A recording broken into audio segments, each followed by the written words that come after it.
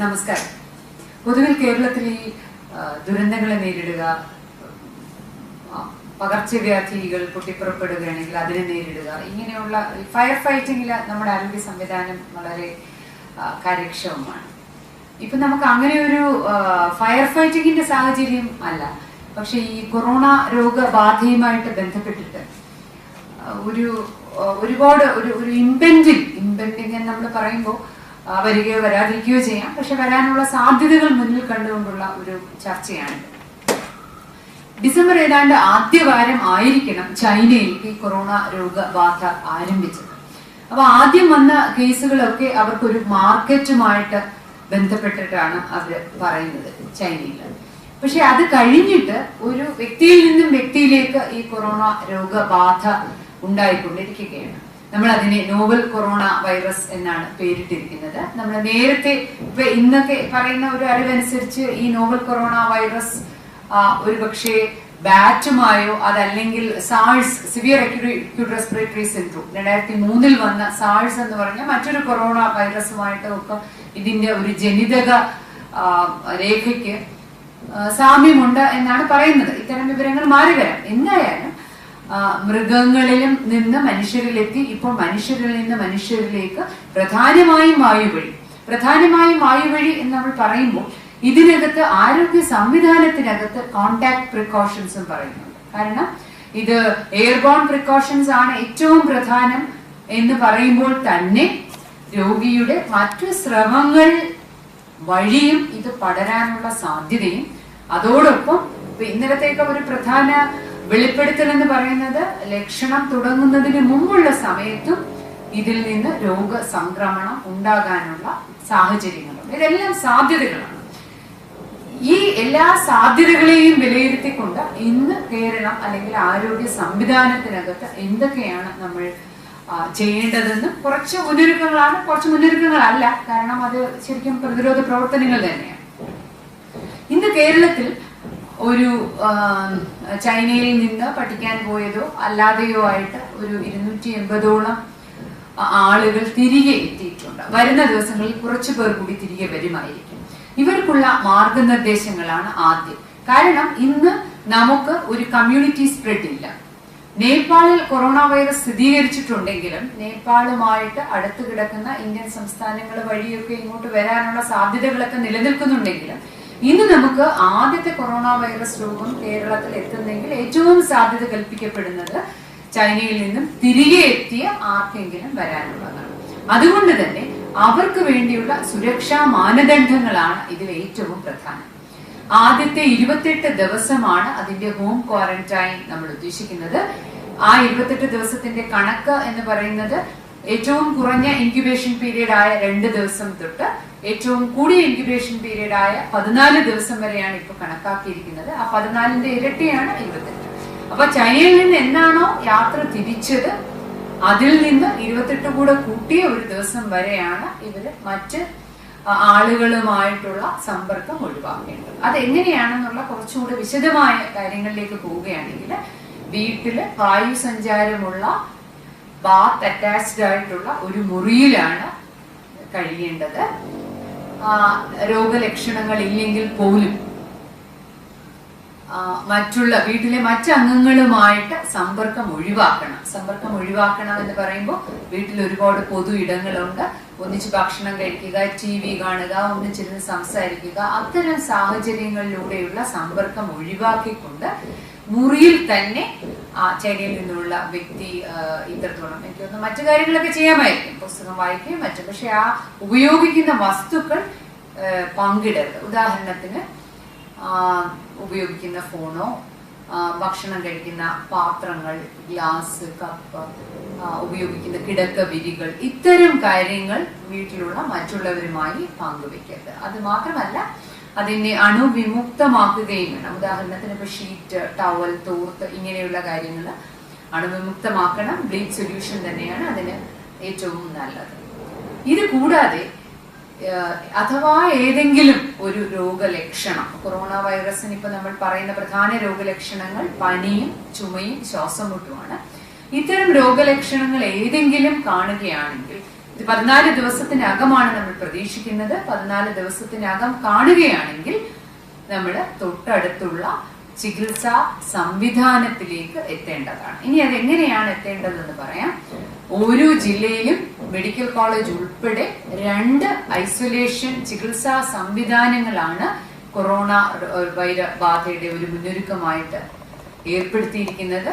ഉദാഹരണത്തിന് തിരുവനന്തപുരം മെഡിക്കൽ കോളേജും തിരുവനന്തപുരം ജനറൽ ആശുപത്രിയുമാണ് തിരുവനന്തപുരം ജില്ലയിൽ. അതുപോലെ ഓരോ ജില്ലയിലും മെഡിക്കൽ കോളേജ് ഉൾപ്പെടെ 2 ചികിത്സാ സംവിധാനങ്ങൾ ഏർപ്പെടുത്തിയിട്ടുണ്ട്. ഇവിടെയുള്ള സൂപ്രണ്ടിന്റെയും അതാത് ആശുപത്രിയിലെ നോഡൽ ഓഫീസറിന്റെയും, അതായത് ഈ കൊറോണ ചികിത്സാ സംവിധാനത്തിന് ഓരോ ആശുപത്രിയിലും ഒരു നോഡൽ ഓഫീസർ ഉണ്ട്. അദ്ദേഹത്തിന്റെയും ആ ചികിത്സാ സംവിധാനത്തിന്റെയും ഫോൺ നമ്പറുകൾ പ്രസിദ്ധപ്പെടുത്തിയിട്ടുണ്ട്. അപ്പോൾ അത്തരം ലക്ഷണങ്ങൾ കാണുകയാണെങ്കിൽ ഇവരെ വിളിച്ചതിന് ശേഷം ഈ സെന്ററിലേക്ക് എത്താവുന്നതാണ്. അങ്ങനെ എത്തുമ്പോൾ കൂടെ ഒരാൾ കൂടി മാത്രം വന്നാൽ മതിയായിരിക്കും. വരുന്നവര് മാസ്ക് ഉപയോഗിക്കണം. അതായത് യാത്ര ചൈനയിൽ പോയിട്ട് വന്ന് ചുമ തുടങ്ങിയ ആള്, അതുകൂടാതെ കൂടെ വരുന്ന അദ്ദേഹത്തിന്റെ കൂടെ വരുന്ന അമ്മയോ അച്ഛനോ ബന്ധുവോ ആരാണോ അവരും ഈ മാസ്ക് ഉപയോഗിക്കണം. പൊതുവാഹനങ്ങൾ ഉപയോഗിക്കരുത്. ഇനി ആശുപത്രിയിൽ വരികയാണെങ്കിൽ നേരിട്ട് ഈ സെന്റർ, ഉദാഹരണത്തിന് തിരുവനന്തപുരം മെഡിക്കൽ കോളേജിലാണെങ്കിൽ നമുക്ക് ഡീലക്സ് പേ വാർഡിലെ ബിൽഡിങ്ങിലാണ് ഇതില് സംവിധാനം ഒരുക്കിയിരിക്കുന്നത്. ആ കെട്ടിടത്തിന് പ്രത്യേക റോഡ് ആക്സസ് ഉണ്ട്. റോഡിൽ നിന്ന് വാഹനം നേരിട്ട് ആ മുറിയുടെ പുറത്തുവരെ എത്തും. അവിടെ തന്നെയാണ് അതിന്റെ റിസപ്ഷൻ ഏരിയ. ഇത്തരം രോഗലക്ഷണങ്ങളുള്ള ഈ യാത്രയുടെ ഒരു ചരിത്രമുള്ളവർ ആശുപത്രികളിൽ കാഷ്വാലിറ്റി OP മറ്റൊരു ഭാഗത്തും, നമ്മൾ വിചാരിക്കും ആശുപത്രിയിൽ വന്നില്ലേ ഇനി OP ടിക്കറ്റ് എഴുതണ്ടേ, വൈകുന്നേരമാണ് വന്നതെങ്കിൽ കാഷ്വാലിറ്റിയിൽ പോയി കാഷ്വാലിറ്റി ടിക്കറ്റ് എഴുതണ്ടേ എന്നൊക്കെ വിചാരിക്കും. ഇതിനൊന്നും ഒരു ആവശ്യവുമില്ല. നേരിട്ട് ഈ സെന്ററിലേക്ക് എത്തേണ്ടതാണ്. വരുന്നതിന് മുമ്പ് ഈ നമ്പറിൽ വിളിച്ച് നമ്മൾ വരുന്നുണ്ട്, ഇത്ര മണിക്ക് എത്തും എന്ന് പറഞ്ഞതിന് ശേഷമാണ് വരേണ്ടത്. ഇത്രയുമാണ് ഇതിന്റെ ഒരു മുൻകരുതൽ മാർഗനിർദ്ദേശങ്ങൾ. ഇനി ആശുപത്രിയിൽ വന്ന് അതിന്റെ ഒരു അസസ്മെന്റ് നടക്കും. ആശുപത്രിക്കകത്ത് സുരക്ഷാ സംവിധാനങ്ങൾ, അതായത് ആശുപത്രി ജീവനക്കാരുടെ സുരക്ഷാ സംവിധാനങ്ങൾ വളരെ ശക്തവും കർക്കശവുമാണ്. ഇത് നമ്മുടെ ആരോഗ്യ രംഗത്ത് പ്രവർത്തിക്കുന്നവർക്ക് വേണ്ടിയുള്ള ഒരു ചർച്ചയാണെന്നാണ് ഞാൻ മനസ്സിലാക്കുന്നത്. അതുകൊണ്ട് നമ്മളെ സംബന്ധിച്ചിടത്തോളം ഈ ഇൻഫെക്ഷൻ പ്രിവെൻഷൻ ആൻഡ് കൺട്രോൾ വളരെ വളരെ വളരെ പ്രധാനമാണ്. അപ്പൊ ഈ സെന്ററിൽ വിലയിരുത്തി ഒരു രോഗനിർണയം അല്ലെങ്കിൽ അദ്ദേഹത്തിന്റെ ഒരു അവസ്ഥ വിലയിരുത്തിയതിനു ശേഷം ചിലപ്പോൾ മാത്രം അഡ്മിറ്റ് ചെയ്യുകയും അല്ലെങ്കിൽ ഹോം ഐസൊലേഷനിൽ തിരികെ വീണ്ടും വീട്ടിലേക്ക് വിടുകയും ചെയ്യും. ഈ ഹോം ഐസൊലേഷന് തന്നെ അന്താരാഷ്ട്ര മാർഗനിർദ്ദേശങ്ങളുണ്ട്. ഈ ഹോം ഐസൊലേഷൻ ഇതിന്റെ ഒരു പ്രധാന ഒരു സ്ട്രാറ്റജി ആയിട്ട് വരാനുള്ള കാരണം ഇത്തരം അസുഖങ്ങളിൽ ഏതാണ്ട് 75% ഗുരുതരാവസ്ഥയിലല്ല. 25% പേർക്കാണ് ന്യൂമോണിയ അല്ലെങ്കിൽ ഗുരുതരമായ pneumonia, adult respiratory distress syndrome ARDS ഇങ്ങനെയുള്ള രോഗലക്ഷണങ്ങൾ വരുന്നത്. അപ്പൊ അതുകൊണ്ട് അഥവാ വീട്ടിൽ വിടാനാണ് തീരുമാനമെങ്കിലും ഇതേ നമ്മൾ ആദ്യം പറഞ്ഞ മാർഗനിർദ്ദേശങ്ങൾ തീർച്ചയായിട്ടും പാലിക്കണം. മാസ്ക് ഉപയോഗിക്കണം. അദ്ദേഹത്തിന്റെ മറ്റ് പാത്രങ്ങൾ, ഗ്ലാസുകൾ, ബെഡ്ഷീറ്റ്, കിടക്കവിരി ഇങ്ങനെയുള്ള കാര്യങ്ങളൊന്നും മറ്റുള്ളവർ പങ്കിടാൻ പാടില്ല. ഏറ്റവും അത്യാവശ്യത്തിന് മാത്രം ഒരാൾ മാസ്ക് ധരിച്ചുകൊണ്ട്, അപ്പം അദ്ദേഹവും മാസ്ക് ധരിക്കണം, കൂടെ ഉള്ളയാളും മാസ്ക് ധരിക്കണം. ആ തരത്തിലുള്ള ഒരു മേൽനോട്ടമാണ് ഈ ഹോം ഐസൊലേഷനിൽ നടക്കേണ്ടത്. നമുക്കറിയാം ഐസൊലേഷൻ എന്ന് പറഞ്ഞാൽ ലക്ഷണങ്ങൾ ഉള്ളവരാണ്, ക്വാറന്റൈൻ എന്ന് പറയുന്ന ലക്ഷണങ്ങൾ ഇല്ലാത്തവരാണ്. നമ്മൾ ആദ്യം പറഞ്ഞ് തിരികെ വന്ന എല്ലാവരും 28 ദിവസം മറ്റുള്ളവരുമായി ഇടപെടരുത് എന്ന് പറയുന്നത് ക്വാറന്റൈൻ ആണ്, ഹോം ക്വാറന്റൈൻ ആണ്. ആശുപത്രിയിലെത്തി അവിടുത്തെ ഒരു രോഗനിർണയം അല്ലെങ്കിൽ ഇവാലുവേഷൻ കഴിഞ്ഞ് തിരികെ വീട്ടിൽ വിടുമ്പോൾ അത് ഹോം ഐസൊലേഷൻ ആണ്. ഇത് രണ്ടും നമുക്ക് ആരോഗ്യ വകുപ്പിൽ നിന്ന് സൂപ്പർവൈസ് ചെയ്യേണ്ടി വരും.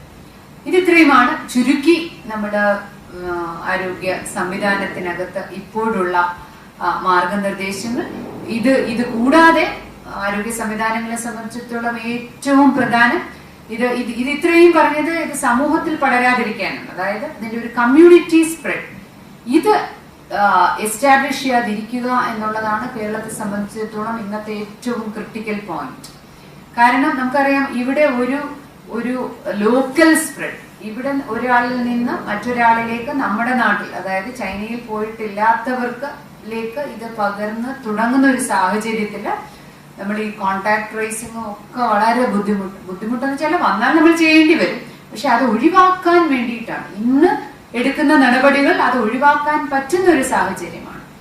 അത് ഒഴിവാക്കുക എന്നുള്ളതാണ് നമ്മുടെ കേരളത്തിന്റെ പൊതുസമൂഹത്തിന്റെ ഉത്തരവാദിത്വമാണ്, ചൈനയിൽ നിന്ന് തിരിച്ചു വരുന്നവരുടെ ഉത്തരവാദിത്വമാണ്. കാരണം 2 കാരണങ്ങൾ കൊണ്ടാണ് ഇത്തരം കാര്യങ്ങൾ നമ്മൾ ഒരു ഒപ്പിയിലോ വേറെ എവിടെയോ പോകാതെ നമ്മൾ ചൈനയിൽ വന്നതാണെന്ന് പറഞ്ഞുകൊണ്ട് ഇത്തരം സംവിധാനത്തിലേക്ക് വരേണ്ടത്. ഒന്ന്, വിദഗ്ധ ചികിത്സ ലഭ്യമാക്കാൻ വേണ്ടിയിട്ടാണ്.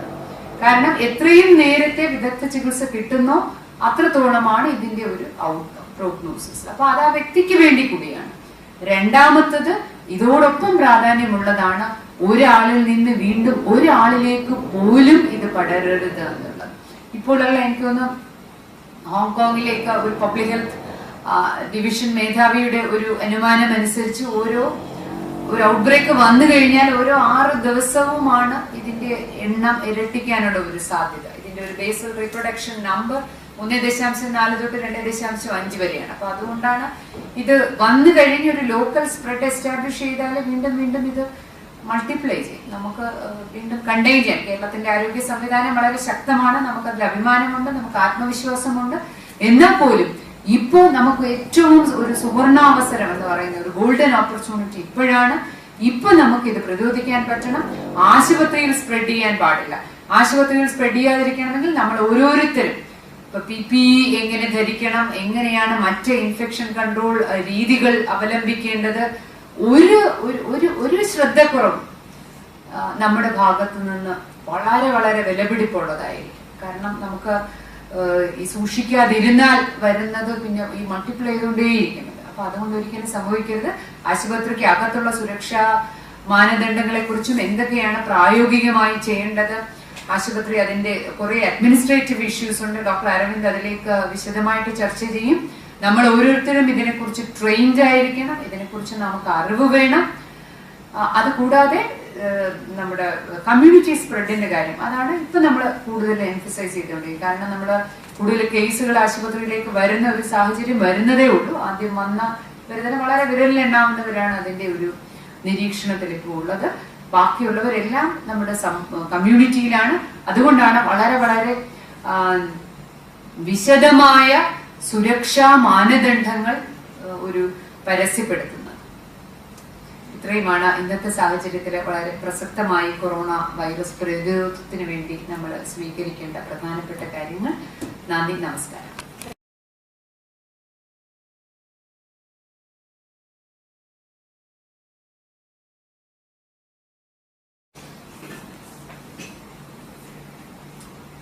നമസ്കാരം.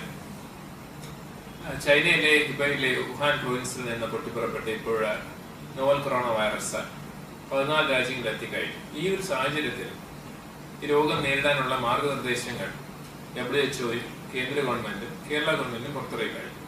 ഇതിന്റെ ബേസിസിൽ കേസ് മാനേജ്മെന്റ് പ്രോട്ടോകോളിനെ പറ്റിയാണ് ഞാൻ ഇന്ന് പ്രതിപാദിക്കുന്നത്.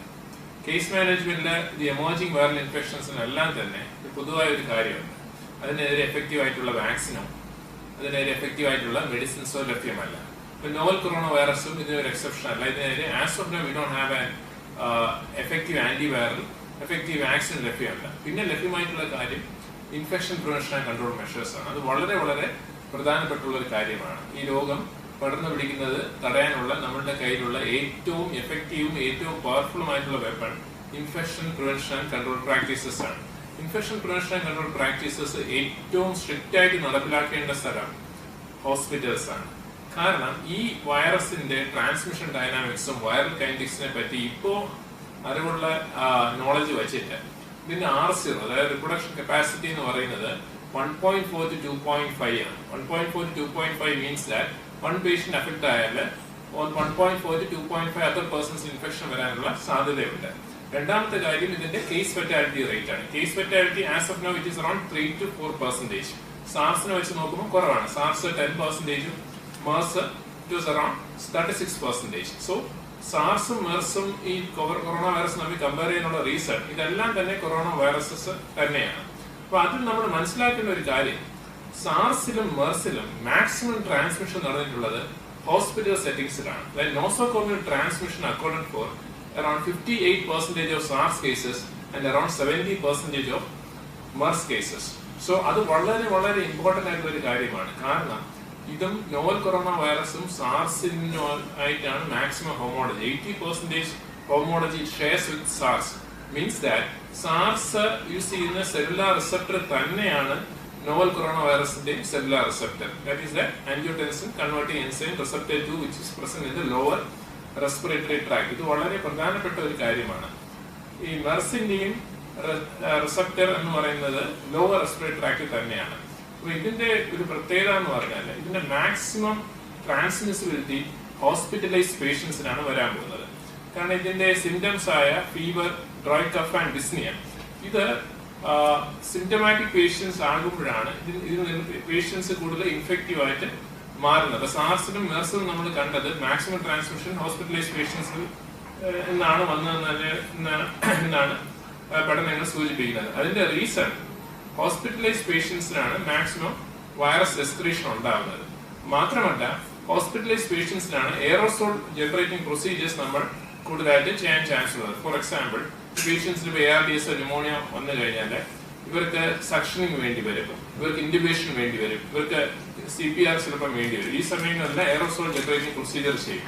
മാത്രമല്ല ഇവരുടെ സാമ്പിൾ കളക്ഷൻ ഇതെല്ലാം തന്നെ ഹെൽത്ത് കെയർ വർക്കേഴ്സിന് റിസ്ക് ഉള്ളതാണ്.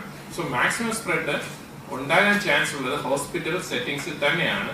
അതുകൊണ്ട് ഇതിന്റെ ഇൻഫെക്ഷൻ പ്രിവെന്റ് ചെയ്യാൻ ഏറ്റവും കൂടുതൽ ശ്രദ്ധിക്കേണ്ടതും ഹോസ്പിറ്റൽ പരിസരത്ത് തന്നെയാണ്. അപ്പം എല്ലാ ഹെൽത്ത് കെയർ വർക്കേഴ്സും സ്റ്റാൻഡേർഡ് പ്രിക്കോഷൻസും ട്രാൻസ്മിഷൻ ബേസ്ഡ് പ്രിക്കോഷൻസും എടുത്തിരിക്കണം, നിർബന്ധമാണ്.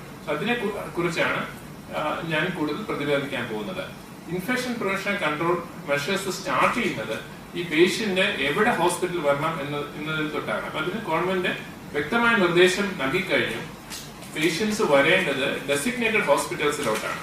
അത് ഒരു ഡിസ്ട്രിക്റ്റിൽ മെഡിക്കൽ കോളേജ്, ഡിസ്ട്രിക്ട് ഹോസ്പിറ്റൽ അല്ലെങ്കിൽ ജനറൽ ഹോസ്പിറ്റലാണ്.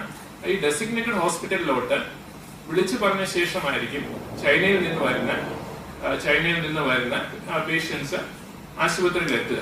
ആ പേഷ്യന്റ് അസിംറ്റമാറ്റിക് ആയിരിക്കാം, സിംറ്റമാറ്റിക് ആയിരിക്കാം. അപ്പൊ ഒരു സർപ്രൈസിന്റെ എലിമെന്റ് ഒഴിവാക്കാൻ വേണ്ടിയാണ് ഈ ഡെസിഗ്നേറ്റഡ് ഫെസിലിറ്റീസിലോട്ട് ഫോൺ വിളിച്ച ശേഷം ഈ പേഷ്യന്റ് വരണമെന്ന് പറയുന്നത്. അപ്പോൾ ഇതിലെ ആശുപത്രി അധികാരികൾ ശ്രദ്ധിക്കേണ്ട ഒരു കാര്യമുണ്ട്. നമ്മൾ നിപ്പ സമയത്ത് ചെയ്ത അതേ പ്രോട്ടോകോൾ തന്നെയാണ് കൊറോണ വൈറസിന് വേണ്ടി ഫോളോ ചെയ്യേണ്ടത്. അതായത് ഈ പേഷ്യന്റ് റിസപ്ഷൻ ഏരിയ എന്ന് പറയുന്നത് നമ്മളുടെ യൂഷ്വൽ OPയിൽ നിന്നും യൂഷ്വൽ കാഷ്വാലിറ്റിയിൽ നിന്നും മാറി വേറെ ഡെസിഗ്നേറ്റഡ് പ്ലേസ് തന്നെ ആയിരിക്കണം. അതായത് കൊറോണ വൈറസ് ക്ലിനിക് സ്റ്റാർട്ട് ചെയ്യണം. അവിടെ ഈ സസ്പെക്ടഡ് പേഷ്യൻസ്, അതായത് ചൈനയിൽ നിന്നോ അല്ലെങ്കിൽ കൊറോണ അഫക്റ്റഡ് ആയിട്ടുള്ള മറ്റു രാജ്യങ്ങളിൽ നിന്നോ വരുന്ന രോഗികൾ മാത്രമേ കൊറോണ ക്ലിനിക്കിൽ വരാവൂ. അവിടെ വേറെ ഒരു പേഷ്യന്റോ വേറെ ഒരു ബൈസ്റ്റാൻഡേഴ്സോ കാണാൻ പാടില്ല. It should be a designated area for treating patients who are coming back from China or other countries which have reported the coronavirus cases. അപ്പൊ അവിടെ പേഷ്യന്റ് എത്തുമ്പോൾ ആ പേഷ്യന്റിനെ റിസീവ് ചെയ്യാൻ നിൽക്കുന്ന ഹെൽത്ത് കെയർ പ്രൊവൈഡേഴ്സ് എല്ലാം തന്നെ സ്റ്റാൻഡേർഡ് പ്രിക്കോഷൻസ് എടുത്തിരിക്കണം. അപ്പൊ അതിന് എങ്ങനെയാണ് കൊറോണ വൈറസ് സ്പ്രെഡ് ചെയ്യുന്നത്? It is basically A dropped infection. Corona virus കുറച്ചൊരു സാർസ് പോലെ തന്നെ കുറച്ചൊരു വലിയ വൈറസ് ആകുമ്പോഴേക്കും ഒരു ലാർജ് ഡ്രോപ്ലെറ്റ് ആണ്. അത് അധികം ദൂരം ട്രാവൽ ചെയ്യത്തില്ല. സോ ഡ്രോപ്ലെറ്റ് പ്രിക്കോഷൻസ് മതിയാവും. അതായത് കുറച്ച് ഫീറ്റ് മാത്രമേ എയറിലൂടെ ഈ വൈറസിന് സഞ്ചരിക്കാൻ പറ്റൂ. മാത്രമല്ല അധികം നേരം അന്തരീക്ഷത്തിൽ ഇത് അലൈവായിട്ട് സർവൈവ് ചെയ്യാനുള്ള സാധ്യതയും കുറവാണ്. അപ്പം ഡ്രോപ്ലെറ്റ് പ്രിക്കോഷൻസ് മാത്രം മതിയാവും. ഇതിന്റെ കൂടെ തന്നെ സ്റ്റാൻഡേർഡ് പ്രിക്കോഷൻസ് വേണം. കാരണം നേരത്തെ സൂചിപ്പിച്ച പോലെ ഈ വൈറസിനെ പറ്റി എല്ലാ കാര്യങ്ങളും നമുക്ക് വ്യക്തമായിട്ട് അറിയില്ല. അതുകൊണ്ട് തന്നെ നമ്മൾ ഗൗൺ ഉപയോഗിക്കണം, നമ്മളെ മാസ്ക് ഉപയോഗിക്കുമ്പോൾ N95 മാസ്ക് തന്നെ ഹെൽത്ത് കെയർ പ്രൊവൈഡേഴ്സ് ഉപയോഗിക്കുന്നതാണ് അഭികാമ്യം. മാത്രമല്ല നമ്മളുടെ കണ്ണുകളുടെ മ്യൂക്കോസയെ പ്രൊട്ടക്ട് ചെയ്യാൻ വേണ്ടി ഗോഗിൾസ് ഉപയോഗിക്കണം, ഗ്ലൗസ് ഉപയോഗിക്കണം.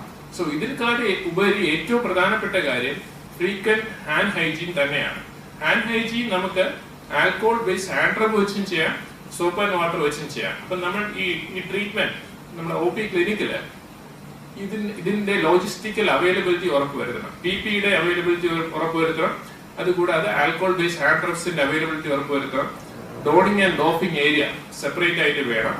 കൂടാതെ നമുക്കൊരു സിങ്ക് വേണം, സോപ്പ് ആൻഡ് വാട്ടർ വെച്ച് ഹാൻഡ് വാഷ് ചെയ്യാനുള്ള ഫെസിലിറ്റിയും വേണം. പിന്നെ when should you perform hand hygiene, അത് നമ്മൾ WHO 5 moments of hand hygiene നമ്മൾ പാലിച്ചിരിക്കണം. 5 moments of hand hygiene എന്ന് പറയുന്നത് before and after touching the patient, before and after doing a procedure, and after touching the patient's environment. So hand hygiene വളരെ important ആണ്. നമ്മളുടെ ഹാൻഡ്സിലാണ് പേഷ്യന്റിന്റെ മാത്രം ലൈഫല്ല, നമ്മളുടെ ലൈഫും സൊസൈറ്റിയുടെ ലൈഫും everything is in our hand. So hand hygiene is very important part of IPC as far as treatment of coronavirus infection is concerned. പിന്നെ നമ്മൾ ട്രീറ്റ് ചെയ്യാൻ പോകുന്ന പേഷ്യൻസ് 3 കാറ്റഗറി പെടുന്നവരായിരിക്കും. ഒന്ന് അസിംറ്റമാറ്റിക് ആയിരിക്കും. ഇപ്പൊ ചൈനയിൽ നിന്ന് വന്ന് ഗവൺമെന്റ് നിർദ്ദേശമുണ്ട് പേഷ്യൻസ് ഒക്കെ തന്നെ റിപ്പോർട്ട് ചെയ്യണം ഹോസ്പിറ്റലിലോട്ട് എന്ന് പറഞ്ഞതുകൊണ്ട് വരുന്ന പേഷ്യൻസ് ആയിരിക്കാം ഒരു കാറ്റഗറി. They are asymptomatic. അവിടെ നമ്മൾ അസസ് ചെയ്ത ശേഷം ഹോം ഐസൊലേഷനിലോട്ട് വിടുകയാണ് ചെയ്യുന്നത്. അവർക്ക് വ്യക്തമായ മാർഗനിർദ്ദേശം കൊടുക്കും. എന്തെങ്കിലും സിംറ്റം വരികയാണെങ്കിൽ ആ ഹോസ്പിറ്റൽ നമ്പറിലോ അല്ലെങ്കിൽ ദിശ നമ്പറിലോട്ട് വിളിച്ച് അറിയിക്കണം, തിരിച്ചു വരണമെന്ന് പറയും. മാത്രമല്ല അവരെന്താണ് ഹോം ഐസൊലേഷൻ ചെയ്യേണ്ടതെന്നുള്ള വ്യക്തമായ മാർഗനിർദ്ദേശങ്ങൾ പ്രിന്റഡ് ആയിട്ട് കൊടുത്തിട്ടായിരിക്കും വിടുക. രണ്ടാമത്തെ കാറ്റഗറി സിംറ്റമാറ്റിക് പേഷ്യൻസ് ആണ്. Symptomatic patients who does not require an admission ഉണ്ട്, who require an admission ഉണ്ട്. who does not require an admission നമുക്കൊരു ഓൾട്ടർനേറ്റ് ഡയഗ്നോസ് ഉണ്ടെങ്കിൽ അതിന്റെ സ്റ്റാൻഡേർഡ് ട്രീറ്റ്മെന്റ് പ്രോട്ടോകോൾ അനുസരിച്ച് ട്രീറ്റ് ചെയ്യും, അവരെ ഹോം ഐസൊലേഷന് വിടുകയും ചെയ്യും. പിന്നെ മൈൽഡ് സിംറ്റംസ് ഉള്ള ആൾക്കാർ, മൈൽഡ് സിംറ്റംസ് ഉള്ള ആൾക്കാർക്ക് നമ്മൾ ഇൻഫ്ലുവൻസ ILA ഗൈഡ് ലൈൻസ് അനുസരിച്ച് ട്രീറ്റ്മെന്റ് കൊടുക്കുകയും അവരെ ഹോം ഐസൊലേഷന് വിടുകയും ചെയ്യും. അവർ ഡെയിലി ഫോളോ അപ്പ്, ടെലിഫോണിക് ആയിട്ട് ഫോളോ അപ്പ് ചെയ്യും. എന്തെങ്കിലും അലാം സിംറ്റംസ് ഉണ്ടെങ്കിൽ, alarm symptoms means that if there is a worsening of dyspnea, hemoptysis, alteration of sensorium, excessive fatiguability, etc., then they are supposed to call either the number of the designated facility from where they were sent for home isolation, അല്ലെങ്കിൽ ദിശ number വിളിച്ചിട്ട് അവർ തിരിച്ച് വരേണ്ടതാണ്. അടുത്ത category എന്ന് പറഞ്ഞാൽ symptomatic patients who require admission. അവരെ designated isolation ഫെസിലിറ്റിയിൽ വേണം അഡ്മിറ്റ് ചെയ്യാൻ. This designated isolation facility ideally isolated cubicles ആണ്. എല്ലാ ഹോസ്പിറ്റൽസിനും അവരുടെ ഇൻഫ്രാസ്ട്രക്ചർ അനുസരിച്ച് ചിലപ്പോൾ ഐസൊലേറ്റഡ് ക്യൂബിക്കിൾസ് ഉണ്ടാക്കാൻ പറ്റിയെന്ന് വരില്ല. അങ്ങനെയാണെങ്കിൽ ഒരേ സിംറ്റംസ് ഉള്ള പേഷ്യൻസിനെല്ലാം തന്നെ ഒരു ഐസൊലേഷൻ ഫെസിലിറ്റിയിൽ കൊഹോർട്ട് ചെയ്യാൻ പറ്റും. അവരുടെ ബെഡ് തമ്മിൽ മിനിമം 1 മീറ്റർ ഡിസ്റ്റൻസ് നമ്മൾ കീപ്പ് ചെയ്യണം. ഈ isolation facility usual patient care ഫെസിലിറ്റീസിൽ നിന്ന് അകന്നായിരിക്കണം. എന്തെങ്കിലും ഒരു പ്രൊസീജിയറിന് വേണ്ടി, ഫോർ എക്സാമ്പിൾ എക്സ്റേ ഒക്കെ പോർട്ടബിൾ എക്സ്റേ എടുക്കുന്നതായിരിക്കും നല്ലത്. ഇപ്പൊ ICUലോട്ട് മാറ്റേണ്ട ഒരു സാഹചര്യം ഉണ്ടെങ്കിൽ ideally the ICU should be situated very close to this isolation facility. അല്ലെങ്കിൽ റെഡ് ചാനൽ ഉണ്ടാക്കിയ ശേഷം മാത്രമേ പേഷ്യന്റിനെ ICUലോട്ട് ട്രാൻസ്പോർട്ട് ചെയ്യാവൂ. സപ്പോസ് പേഷ്യന്റ് ARDS ഉണ്ട്, CT തൊറാക്സ് എടുക്കണമെങ്കിൽ റെഡ് ചാനലിലൂടെ മാത്രമേ CT സ്കാൻ എടുക്കാൻ വേണ്ടി പേഷ്യന്റിനെ കൊണ്ടുപോകാവൂ. പിന്നെ ഏറ്റവും പ്രധാനപ്പെട്ട കാര്യം, പേഷ്യന്റിന്റെ അഡ്മിറ്റഡ് പേഷ്യൻസ്, സിക്ക് പേഷ്യൻസിന്റെ എല്ലാം തന്നെ ത്രോട്ട് സ്വാബ് എടുത്ത് NIV പൂനെയിലോട്ട് കൊറോണ വൈറസ് കൺഫർമേഷന് വേണ്ടി നമ്മൾ അയക്കേണ്ടതാണ്. അപ്പൊ അതിന് ഈ സ്വാബ് എടുക്കുന്നത്, ത്രോട്ട് സ്വാബ് അല്ലെങ്കിൽ നേസോഫാരിംഗൽ സ്വാബ് എടുക്കുന്നവരെ ഫുൾ പേഴ്സൺ പ്രൊട്ടക്റ്റീവ് എക്യുപ്മെന്റ്സ് ഇട്ട ശേഷം മാത്രമാണ് സ്വാബ് എടുക്കേണ്ടത്. ഈ സ്വാബ് ട്രിപ്പിൾ ലെയർ പാക്കിങ്ങില് നിപ്പയ്ക്ക് ചെയ്ത പോലെ തന്നെ DSOനെ അയപ്പിക്കുക, അവിടെ നിന്ന് നമ്മൾ NIV പൂനെയിലോട്ട് അയക്കുന്നതായിരിക്കും. അപ്പൊ ഈ നമ്മുടെ ഈ ട്രീറ്റ്മെന്റിൽ ഏറ്റവും പ്രധാനപ്പെട്ട കാര്യം ഇൻഫെക്ഷൻ പ്രിവെൻഷൻ ആൻഡ് കൺട്രോൾ തന്നെയാണ്. അതിൽ ഏറ്റവും പ്രധാനപ്പെട്ട ഒരു കമ്പണന്റ് എന്ന് പറയുന്നത് ഫ്രീക്വന്റ് ട്രെയിനിങ് ആണ്. The training should be address, it has to be consistent training given to all persons who are taking care of this patients. നമ്മൾ ഇനി അടുത്ത 1-2 മാസത്തേക്ക് വേണ്ടി ഒരു പ്രിപ്പയർനെസ്, ഒരു പ്ലാൻ ഹോസ്പിറ്റൽസ് ഉണ്ടാക്കണം. മാത്രമല്ല ഒരു ഡെസിഗ്നേറ്റഡ് സെറ്റ് ഓഫ് പീപ്പിൾ ആയിരിക്കണം ഈ പേഷ്യൻസിനെ ടേക്ക് കെയർ ചെയ്യുന്നത്. ഓരോ ദിവസം ഓരോ ആൾക്കാരും മാറി വരുന്ന ഒരു സംവിധാനം നല്ലതല്ല. സിസ്റ്റേഴ്സ് ആണെങ്കിലും ഡോക്ടേഴ്സ് ആണെങ്കിലും വൾണറബിൾ ഗ്രൂപ്പ്സിനെ ഈ ട്രീറ്റ്മെന്റ് ഗ്രൂപ്പിൽ നിന്ന് മാറ്റി നിർത്തുന്നത് നല്ലതായിരിക്കും. ഫോർ എക്സാമ്പിൾ പ്രഗ്നന്റ് ലേഡീസ്, അല്ലെങ്കിൽ ഡയബറ്റീസ് ഉള്ളവര്, COPD ഉള്ളവര്, അങ്ങനെയുള്ള ഡോക്ടേഴ്സിനെ സിസ്റ്റേഴ്സിനെ ഈ ട്രീറ്റ്മെന്റ് പൂളിൽ നിന്ന് മാറ്റി നിർത്തി ഹെൽത്തി വെൽ ട്രെയിൻഡ് ആയിട്ടുള്ള ഡോക്ടേഴ്സിനെ, സിസ്റ്റേഴ്സിനെ, അറ്റൻഡേഴ്സിനെയും ആയിരിക്കണം ഈ ഡെസിഗ്നേറ്റഡ് ഫെസിലിറ്റിയിൽ വർക്ക് ചെയ്യാൻ വേണ്ടി നിയോഗിക്കേണ്ടത്. അവർക്ക് മാത്രമല്ല റെസ്റ്റ് ഓഫ് ദ ഹോസ്പിറ്റലിലുള്ള എല്ലാവർക്കും ഫ്രീക്വന്റ് ആയിട്ടുള്ള infection prevention and control trainings, അത് ഹാൻഡ്സ് ഓൺ ട്രെയിനിങ് കൊടുക്കണം. മാത്രമല്ല വീഡിയോ ബേസ്ഡ് ട്രെയിനിങ്ങും നമ്മൾ കൊടുക്കേണ്ടതാണ്. ഇത് വളരെ വളരെ പ്രധാനപ്പെട്ട കാര്യമാണ്. ഓർക്കുക, it's A disease about which we know very little as of now. So only thing we can do is infection prevention and control, and we should keep in mind that usually the hospitals act as amplifiers for majority of the emerging pathogens, especially the respiratory ones. So the focus has to be on adequate and persistent and sustained infection prevention control measures. Thank you very much. നമസ്കാരം. Corona virus ബാധിത പ്രദേശങ്ങളിൽ നിന്നും തിരിച്ചെത്തുന്ന രോഗബാധയില്ലാത്ത, രോഗലക്ഷണങ്ങൾ പ്രകടമാകാത്ത ആളുകളും അവരുമായി അടുത്ത സമ്പർക്കത്തിൽ ഏർപ്പെടുന്ന ആളുകളും പാലിക്കേണ്ട നിർദ്ദേശങ്ങളാണ് ഇനി പറയുന്ന മൊഡ്യൂളിൽ ഉള്ളത്. കഴിഞ്ഞ 28 ദിവസത്തിനുള്ളിൽ കൊറോണ ബാധ ഏൽക്കുന്ന സ്ഥലങ്ങളിൽ നിന്നും തിരികെ എത്തുന്നവരാണെങ്കിൽ കഴിവതും നിങ്ങളുടെ വീടുകളിൽ തന്നെ ഇരിക്കാൻ ശ്രമിക്കുക.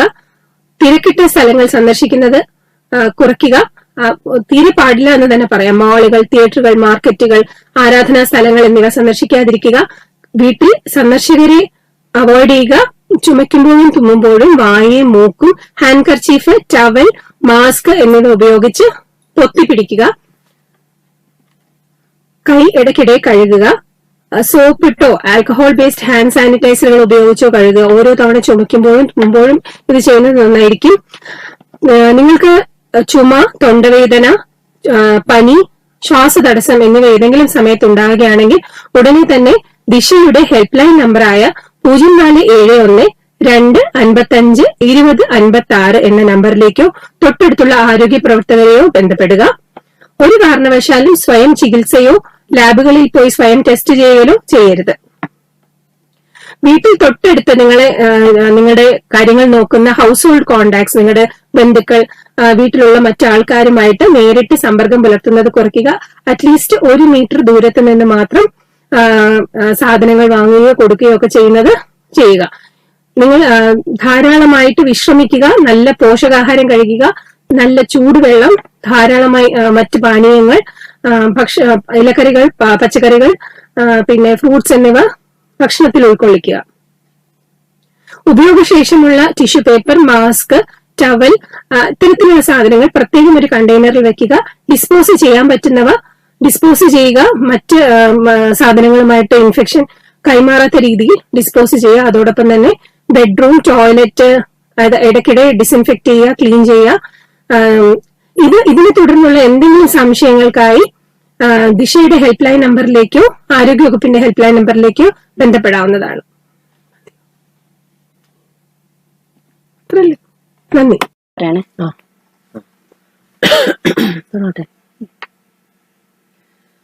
നമ്മുടെ സമൂഹം എല്ലാ കാലത്തും അഭിമുഖീകരിക്കുന്ന ഒരു വെല്ലുവിളിയാണ് പകർച്ചവ്യാധികളുടെ ആധിക്യം. പുതിയതും പഴയതുമായ പകർച്ചവ്യാധികൾ യഥേഷ്ടം വന്നും പോയും ഇരിക്കുന്നു. ഇപ്പോൾ നമ്മുടെ സമൂഹം ചർച്ച ചെയ്തുകൊണ്ടിരിക്കുന്ന ഏറ്റവും പുതിയ പകർച്ചവ്യാധി കൊറോണ വൈറസ് ആണ്. ഈ സാഹചര്യത്തിലാണ് നമ്മുടെ ആരോഗ്യ സ്ഥാപനങ്ങളിലും ആരോഗ്യ പ്രവർത്തകരും പാലിക്കേണ്ട സുരക്ഷാ മുൻകരുതലുകളും പകർച്ചവ്യാധി നിയന്ത്രണ പ്രതിരോധ മാർഗങ്ങളുടെയും പ്രസക്തി ശ്രദ്ധേയമാകുന്നത്. ഇൻഫെക്ഷൻ കൺട്രോൾ പ്രാക്ടീസസ് എങ്ങനെയൊക്കെയാണ് രോഗം പ്രതിരോധിക്കാൻ നമ്മളെ സഹായിക്കുന്നത് എന്ന് നോക്കാം.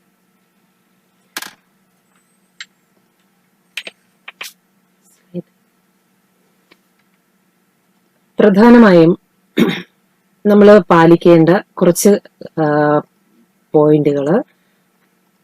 രോഗത്തെ ആദ്യമായിട്ട് നമ്മൾ ഐഡന്റിഫൈ ചെയ്യുന്നു, റെക്കഗ്നൈസ് ചെയ്യുകയും അത് കൺട്രോൾ ചെയ്യാനുള്ള മെഷേഴ്സ് നമ്മൾ സ്വീകരിക്കുകയും വേണം. അതിന് ഉതകുന്ന രീതിയിലുള്ള സ്റ്റാൻഡേർഡ് പ്രിക്കോഷൻസ് എല്ലാ രോഗികളിലും നമ്മൾ ആപ്ലിക്കബിൾ ആക്കുകയാണ്. ദെൻ ഇതിനു വേണ്ടിയിട്ടുള്ള പ്രധാനമായിട്ടുള്ള കാര്യങ്ങൾ ഡ്രോപ്ലെറ്റ് കോണ്ടാക്ട് ട്രാൻസ്മിഷൻ പ്രിവെന്റ് ചെയ്യാനായിട്ടുള്ള, അല്ലെങ്കിൽ അതുമൂലം ഉണ്ടാകുന്ന ഡ്രോപ്ലെറ്റ് കോണ്ടാക്ട് മൂലം വരാവുന്ന അല്ലെങ്കിൽ അതുമൂലം ഉണ്ടാകുന്ന സസ്പെക്റ്റഡ് കേസസിനെ നമ്മൾ ഐഡന്റിഫൈ ചെയ്യുന്നു. ഇത് കൂടാതെ അഡ്മിനിസ്ട്രേറ്റീവ് കൺട്രോൾസ്, എൻവയോൺമെന്റൽ ആൻഡ് എഞ്ചിനീയറിംഗ് കൺട്രോൾസുമാണ് ഏറ്റവും പ്രധാനമായിട്ട് ഇതിന്റെ പോളിസീസ്, ഇൻഫെക്ഷൻ കൺട്രോൾ പോളിസീസിൽ നമ്മൾ ഇൻക്ലൂഡ് ചെയ്യുന്ന കാര്യങ്ങൾ. ഇതിന് ആദ്യം റെക്കഗ്നീഷൻ, വളരെ മുൻകൂട്ടിയുള്ള പ്രതിരോധ പ്രവർത്തനങ്ങൾക്ക് നമുക്ക് സഹായിക്കുന്ന കാര്യങ്ങൾ, നമ്മുടെ ആരോഗ്യ പ്രവർത്തകരെ രോഗ ലക്ഷണങ്ങൾ കണ്ടുപിടിക്കാനായിട്ട് അവരെ പരിശീലിപ്പിക്കുക എന്നുള്ളതാണ്. ഇതിനു വേണ്ടിയിട്ടുള്ള സ്ക്രീനിങ് ക്വസ്റ്റ്യനെയർ പ്രിപ്പയർ ചെയ്ത് അവരിലേക്ക് എത്തിക്കുകയും അവരെ അത് പരിചയപ്പെടുത്തി കൊടുത്ത് എങ്ങനെയാണ് അത് രോഗലക്ഷണങ്ങൾ പ്രകടമാകുന്ന രീതിയിൽ ഈ ക്വസ്റ്റ്യനെയർ ഉപയോഗിക്കുക എന്ന് അവരെ പരിശീലനം കൊടുത്ത് നമ്മൾ പരിശീലിപ്പിക്കേണ്ടതാണ്. പിന്നെ എങ്ങനെയാണ് ഈ രോഗമുള്ള ആളുകളെ കണ്ടെത്തേണ്ടതെന്നും അതില് എന്തൊക്കെയാണ് വളരെ ശ്രദ്ധിക്കേണ്ട കാര്യങ്ങളെന്നും ആരോഗ്യ പ്രവർത്തകർക്ക് നമ്മൾ നിർദ്ദേശങ്ങൾ നൽകേണ്ടതാണ്. അതിന്റെ കൂടാതെ റെസ്പിറേറ്ററി ഹൈജീൻ, ഇത് വളരെ പ്രധാനപ്പെട്ട ഒരു കാര്യമാണ്. രോഗം പ്രതിരോധിക്കുന്നതിന് റെസ്പിറേറ്ററി ഹൈജീൻ എങ്ങനെ പാലിക്കണമെന്നും അവർക്ക് നിർദ്ദേശം നൽകേണ്ടതാണ്. കൊറോണ വൈറസ് പേഷ്യൻസിനെ നമ്മൾ എങ്ങനെയാണ് അവർക്ക് അവരിൽ നിന്ന് മറ്റുള്ളവരിലേക്ക് ഡ്രോപ്ലെറ്റ് വഴിയോ കോണ്ടാക്ട് വഴിയോ രോഗം പകരാതിരിക്കാൻ അവരെ എത്തരത്തിലാണ് സസ്പെക്റ്റഡ് ആയിട്ടുള്ള കൊറോണ വൈറസ് പേഷ്യൻസിനെ നമ്മൾ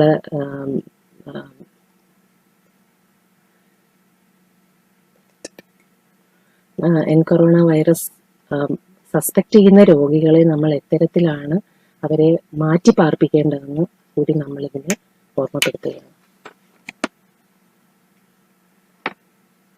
ഇതിൽ സ്റ്റാൻഡേർഡ് പ്രിക്കോഷൻസ് എങ്ങനെയാണ് നമ്മൾ രോഗികളിൽ നിന്ന് രോഗം മറ്റുള്ളവരിലേക്ക് പകരാതെ നോക്കുന്നത് നമ്മൾ നോക്കാൻ പോവാണ്. അതിൽ പ്രധാനമായിട്ടുള്ളത് ഹാൻഡ് ഹൈജീനും റെസ്പിറേറ്ററി ഹൈജീനും പാലിക്കുക എന്നുള്ളത് തന്നെയാണ്.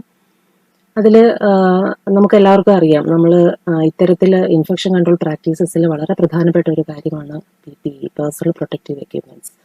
അപ്പൊ ഇത്തരം പകർച്ചവ്യാധികളുടെ റിസ്ക് കുറയ്ക്കാൻ വേണ്ടിയിട്ട് നമ്മൾ ഹോസ്പിറ്റലുകളിൽ പ്രധാനമായിട്ടും രോഗികളുടെ അവരുടെ കെയറിന്റെ സമയത്ത്, അവർക്ക് കെയർ കൊടുക്കുന്ന സമയത്ത് പേഴ്സണൽ പ്രൊട്ടക്റ്റീവ് എക്യുപ്മെന്റ്സ് നിർബന്ധമായും എല്ലാ ആരോഗ്യ പ്രവർത്തകരും ധരിച്ചിരിക്കേണ്ടതാണ്. പ്രധാനമായിട്ടും നീഡിൽ സ്റ്റിക്ക്, ഷാർപ്പ് ഇഞ്ചുറി ഒക്കെ പ്രിവെന്റ് ചെയ്യാൻ ഇത് വളരെ കോമൺ ആണ്, വളരെ സാധാരണമായിട്ട് സംഭവിക്കുന്നതാണ്. അപ്പോൾ അതൊക്കെ പ്രിവെന്റ് ചെയ്യാൻ നമ്മൾ PPE നിർബന്ധമായും ധരിച്ചിരിക്കണം. വേസ്റ്റ് മാനേജ്മെന്റ്, അതിന് പ്രോട്ടോകോൾ ഉണ്ട്. ആ ഗൈഡ് ലൈൻ അനുസരിച്ചുള്ള വേസ്റ്റ് ഡിസ്പോസ് ചെയ്യാനായിട്ടുള്ള ശ്രമങ്ങൾ ഉണ്ടായിരിക്കണം. ഇത് കൂടാതെ അതുപോലെ തന്നെ പ്രധാനപ്പെട്ടതാണ് എൻവയോൺമെന്റൽ ക്ലീനിങ്ങും. അതുപോലെ പേഷ്യന്റിന് ഉപയോഗിച്ചതിന് ശേഷമുള്ള ഉപകരണങ്ങൾ, നമ്മൾ ലിനനായാലും ഉപകരണങ്ങളായാലും അത് സ്റ്റെറിലൈസ് ചെയ്യുന്ന രീതികളും വളരെ പ്രധാനപ്പെട്ട കാര്യമാണ്. എങ്ങനെയാണ് ഇനി respiratory hygiene respiratory hygiene maintain ചെയ്യുന്നതിലൂടെ എങ്ങനെയാണ് രോഗം നമുക്ക് തടയാന്നുള്ളത് നോക്കുന്നു. പ്രധാനമായിട്ടും കൊറോണ വൈറസ് ഇൻഫെക്ഷൻ വന്ന പേഷ്യന്റിന് നിർബന്ധമായി നമ്മൾ മെഡിക്കൽ മാസ്ക് നൽകിയിരിക്കേണ്ടതാണ്. അവരോട് ആവശ്യപ്പെടേണ്ട ഒരു കാര്യം, തുമ്മാൻ തോന്നുമ്പോഴോ ചുമയ്ക്കാൻ തോന്നുമ്പോഴോ കഴിയുന്നതല്ല നിർബന്ധമായും ഒരു ടിഷ്യൂ പേപ്പർ കൊണ്ടോ അല്ലെങ്കിൽ കൈമടക്കിയിട്ട് മുട്ടുകൊണ്ടോ നോസ്, മൗത്ത് ഇത് രണ്ടും നിർബന്ധമായും കവർ ചെയ്യുന്ന രീതിയിൽ വേണം അവരോട് തുമ്മുകയോ ചുമയ്ക്കുകയോ ചെയ്യുമ്പോൾ അവര് പാലിക്കേണ്ട ഒരു ഉത്തരവാദിത്തമാണ്. ആ രീതിയിൽ തന്നെ ചെയ്യാൻ അവരോട് ആവശ്യപ്പെടേണ്ടതാണ്. പിന്നെ ഇത് കൂടാതെ നമ്മുടെ സെക്രീഷൻസ്, ഇപ്പോൾ മൂക്കിൽ നിന്നോ തൊണ്ടയിൽ നിന്നോ വായിൽ നിന്നോ വരുന്ന സെക്രീഷൻസ്, റെസ്പിറേറ്ററി സെക്രീഷൻസ് ഏതെങ്കിലും തരത്തിൽ രോഗിയുടെ സെക്രീഷൻസ് ഏതെങ്കിലും ആയിട്ട് കോണ്ടാക്ട് വന്നു കഴിഞ്ഞാൽ തീർച്ചയായിട്ടും ഹാൻഡ് ഹൈജീൻ മെയിൻറ്റെയിൻ ചെയ്യേണ്ട അത് വളരെ പ്രാധാന്യമർഹിക്കുന്നു.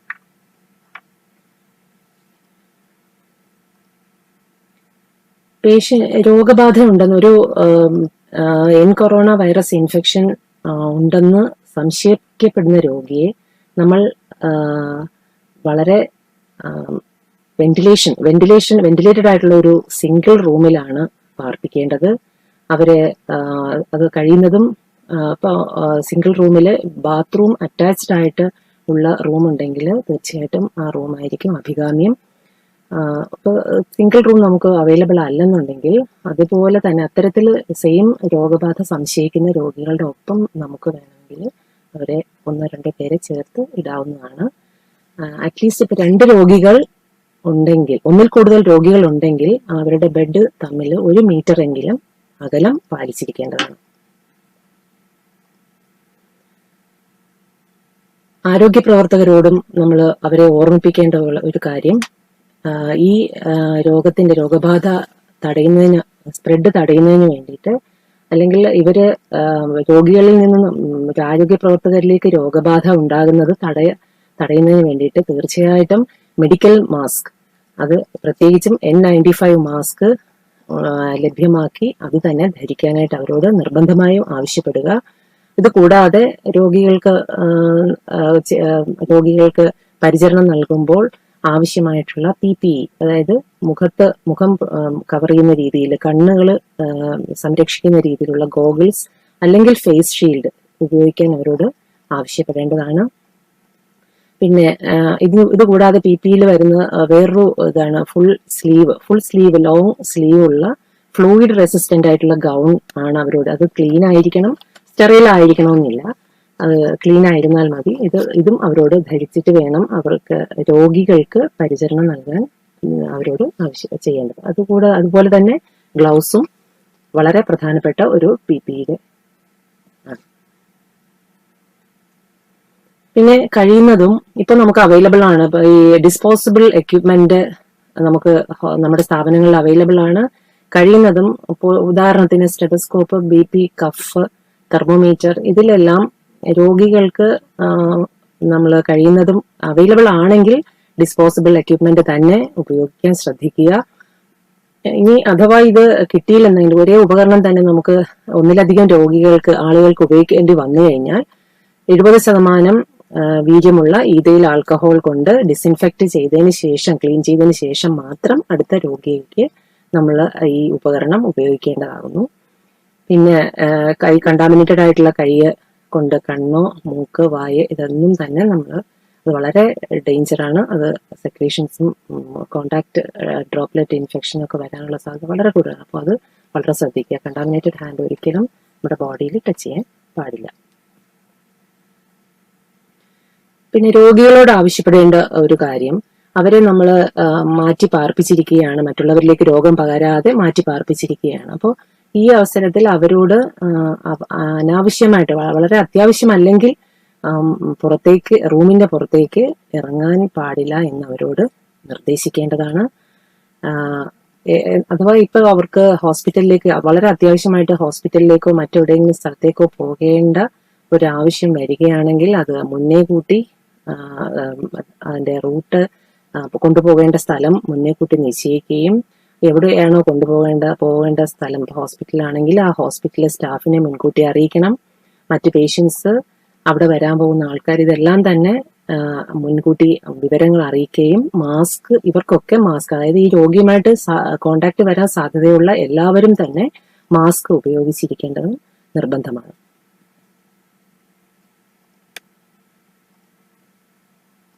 രോഗികളെ ട്രാൻസ്പോർട്ട് ചെയ്യുന്ന അവരുടെ ഒപ്പം അനുഗമിക്കുന്ന ആരോഗ്യ പ്രവർത്തകരുണ്ടെങ്കിൽ അവർ നിർബന്ധമായും PPE ധരിച്ചിട്ടുണ്ടാവുകയും ഹാൻഡ് ഹൈജീൻ മെയിൻറ്റെയിൻ ചെയ്യുകയും വേണ്ടതാണ്. രോഗി എത്തുന്നതിന് മുന്നേ തന്നെ, ഇപ്പോൾ കാഷ്വാലിറ്റിയിലാണെങ്കിൽ അല്ലെ അതുപോലെയുള്ള രോഗികളെ റിസീവ് ചെയ്യുന്ന ഏരിയയിലാണെങ്കിൽ രോഗി എത്തുന്നതിന് മുന്നേ തന്നെ അവരെ റിസീവ് ചെയ്യാൻ ആവശ്യമായിട്ട് അതിന് ഉതകുന്ന രീതിയിലുള്ള പ്രിക്കോഷൻസ് ആ സ്ഥാപനം എടുത്തിരിക്കേണ്ടതാണ്.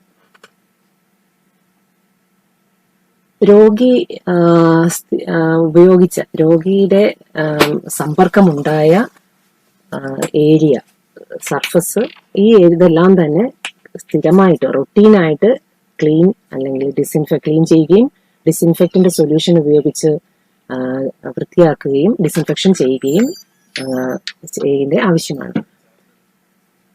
പിന്നെ സസ്പെക്ട് ചെയ്യുന്ന കൊറോണ വൈറസ് സസ്പെക്ട് ചെയ്യുന്ന രോഗികളുടെ അടുത്തേക്ക് വരുന്ന ആരോഗ്യ പ്രവർത്തകരായാലും കുടുംബ അംഗങ്ങളായാലും വിസിറ്റേഴ്സ് ആണെങ്കിലും ഇവരുടെ നമ്പർ കുറയ്ക്കണം. വളരെ അധികം വളരെ ലിമിറ്റ് ചെയ്തിട്ട് വേണം.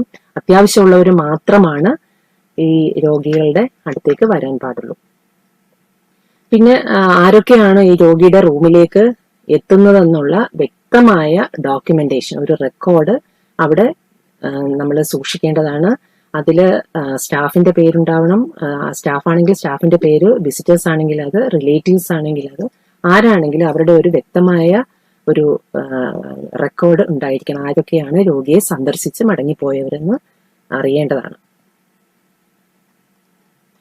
പിന്നെ ഇതുപോലെ തന്നെ രോഗിക്ക് നമ്മൾ എയറോസോൾ ജനറേറ്റിംഗ് പ്രൊസീജിയേഴ്സ് ചിലപ്പോൾ ചെയ്യേണ്ടി വരും. അപ്പൊ അത്തരത്തിൽ അങ്ങനെയുള്ള പ്രൊസീജിയർ, ഉദാഹരണത്തിന് നെബുലൈസേഷൻ പോലെയുള്ള പ്രൊസീജിയർ ചെയ്യുന്നുവെങ്കിൽ അതുമൂലമുണ്ടാകുന്ന അണുബാധ തടയാൻ ആവശ്യമായിട്ടുള്ള എയർബോൺ പ്രിക്കോഷൻസ് നമ്മൾ തീർച്ചയായിട്ടും അതിനുള്ള മുൻകരുതലുകൾ എടുക്കേണ്ടതാണ്. അതിന് പ്രധാനമായിട്ടും ആ പ്രൊസീജിയർ ചെയ്യുന്ന ആരോഗ്യ പ്രവർത്തകയോ ഐ പ്രൊട്ടക്ഷൻ ഗോഗിൾസ് അല്ലെങ്കിൽ ഫേസ് ഷീൽഡ് വെച്ചിട്ടുണ്ടാവണം. ലോങ് സ്ലീവ്ഡ് ഗൗൺ ഉണ്ടായിരിക്കണം, അത് ക്ലീനും നോൺ സ്റ്റെറൈൽ ആയിരിക്കണം. ആൻഡ് ഗ്ലൗസും ധരിച്ചിട്ടുണ്ടാവണം. ഇപ്പൊ നമുക്ക് അവൈലബിൾ ആയിട്ടുള്ള ഗൗൺ ഫ്ലൂയിഡ് റെസിസ്റ്റന്റ് അല്ലെന്നുണ്ടെങ്കിൽ പകരം എന്തുപയോഗിക്കാം? Use a water proof apron ഉപയോഗിക്കാം. അപ്പൊ അത് ഉപയോഗിച്ചിട്ട് നമുക്ക് ഈ പറയുന്ന ഫ്ലൂയിഡിനെ ആ ഒരു ഫ്ലൂയിഡ് റെസിസ്റ്റന്റ് ആയിട്ട് നമുക്ക് പകരം അങ്ങനെ ഒരു ഗൗണിന് പകരമായിട്ട് അത് ഉപയോഗിക്കാവുന്നതാണ്. പിന്നെ ഏത് പ്രൊസീജിയർ ചെയ്താലും ഈ ചെയ്യുന്ന റൂമിനകത്ത് അത്യാവശ്യം വെന്റിലേഷൻ ഉണ്ടായിരിക്കണം. ആൻഡ് ഒരു അത്യാവശ്യം വെന്റിലേഷൻ ഉള്ള റൂമിലായിരിക്കണം ഈ രോഗിയെ നമ്മൾ പാർപ്പിക്കേണ്ടത്. തീർച്ചയായിട്ടും കാണാൻ വരുന്ന രോഗിയെ സന്ദർശിക്കാൻ വരുന്ന സന്ദർശകരുടെ എണ്ണം തീർച്ചയായിട്ടും വളരെയധികം ലിമിറ്റ് ചെയ്യേണ്ടതാണ്. വളരെ അത്യാവശ്യമുള്ള ആൾക്കാർ മാത്രമേ രോഗിയെ സന്ദർശിക്കാനായിട്ട് ആ റൂമിൽ കയറാൻ പാടുള്ളൂ. ഇത്തരത്തിലുള്ള പ്രവർത്തനങ്ങൾ നമുക്ക് വളരെ എഫിഷ്യന്റ് ആയിട്ട് മുന്നോട്ട് കൊണ്ടുപോകണമെന്നുണ്ടെങ്കിൽ തീർച്ചയായിട്ടും ആരോഗ്യ പ്രവർത്തകരുടെ കാലാകാലങ്ങളായിട്ട് നമ്മൾ നടത്തിവരുന്ന ട്രെയിനിങ് കൂടാതെ ഇത്തരം അണുബാധകൾ വരുമ്പോൾ, പുതിയ അണുബാധകൾ വരുമ്പോൾ അവർക്ക് അതുമായിട്ട് ബന്ധപ്പെട്ടുള്ള ട്രെയിനിങ്ങുകൾ വളരെ അത്യാവശ്യമാണ്. അതിനുള്ള സുരക്ഷാ ക്രമീകരണങ്ങൾ എങ്ങനെ ചെയ്യണമെന്നും എങ്ങനെയാണ് സ്വയം പ്രൊട്ടക്ട് ചെയ്യേണ്ടത്, ഇത്തരത്തിലുള്ള കാര്യങ്ങൾ നമ്മൾ ട്രെയിനിങ്ങിലൂടെ അവരെ പറഞ്ഞ് ബോധ്യപ്പെടുത്തണം. പേഷ്യന്റിന്റെ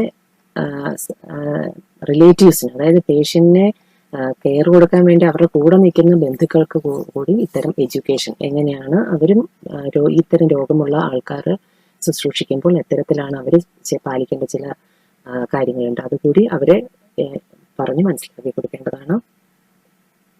പിന്നെ ഇത് കൂടാതെ ഇപ്പോൾ കാഷ്വാലിറ്റി പോലെയുള്ള എമർജൻസി ഡിപ്പാർട്ട്മെന്റിലൊക്കെ ഓവർ ക്രൗഡിങ് നമുക്കറിയാം, വളരെ തിരക്ക് ഉള്ള സ്ഥലത്താണ്. അപ്പോൾ ഈ കൊറോണ വൈറസ് രോഗബാധ ഉണ്ടാകുന്ന അല്ലെങ്കിൽ അതുപോലെയുള്ള രോഗങ്ങളെ സസ്പെക്ട് ചെയ്യുന്ന രോഗികളെ നമ്മൾ കൊണ്ടുപോകുന്ന സ്ഥലത്ത് ഇത്തരത്തിലുള്ള ഓവർ ക്രൗഡിങ് ഇല്ലാത്ത ഏരിയ വേണം നമ്മൾ അതുപോലുള്ള ഏരിയയിലേക്കായിരിക്കണം നമ്മൾ രോഗികളെ നമ്മൾ എത്തിക്കേണ്ടത് അവരുടെ പരിശോധനകൾക്കായിട്ട്.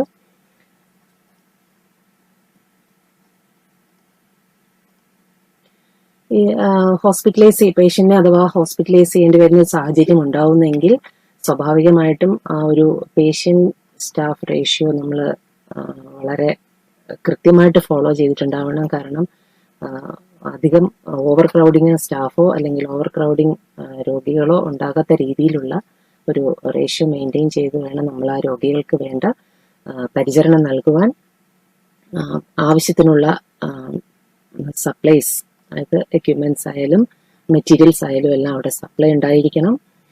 നമ്മൾ എല്ലാ ഹെൽത്ത് കെയർ പ്രൊവിഷൻസും അവിടെ രോഗികൾക്ക് ലഭ്യമാകുന്ന രീതിയിൽ സജ്ജമാക്കിയിരിക്കണം.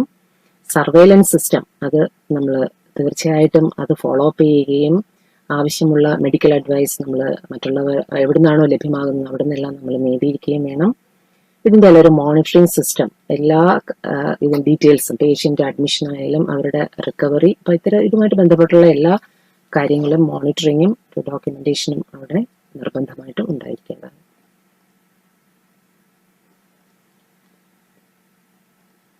പിന്നെ ഇതില് നേരത്തെ പറഞ്ഞല്ലോ, ബെഡ് 2 രോഗികളെ ഒരുമിച്ചാണ് നമ്മൾ ഒരു റൂമിൽ ഇടേണ്ടി വരുന്ന ഒരു സാഹചര്യം ഉണ്ടാവുകയാണെങ്കിൽ ആ രോഗികളുടെ ബെഡ് തമ്മിൽ അറ്റ്ലീസ്റ്റ് 1 മീറ്റർ എങ്കിലും ഡിസ്റ്റൻസ് ഉണ്ടായിരിക്കേണ്ടതാണ്. ഇത് കൂടാതെ പിന്നെ ഇവര് തമ്മിൽ അങ്ങോട്ടും ഇങ്ങോട്ടും ഉള്ള ഒരു ഇൻഫെക്ഷൻ, അതായത് ഇവിടെ നിന്ന് അങ്ങോട്ടും ഇങ്ങോട്ടും 2 രോഗികൾ തമ്മിലാണെങ്കിലും അവരിൽ നിന്ന് പരസ്പരം രോഗബാധ ഉണ്ടാകാതിരിക്കാനുള്ള ഡ്രോപ്ലെറ്റ് പ്രിക്കോഷൻസ് കൂടി ഇത്തരത്തിൽ നമ്മൾ പാലിക്കേണ്ടതാണ്, അവിടെ നമ്മൾ മെയിൻറ്റെയിൻ ചെയ്യേണ്ടതാണ്.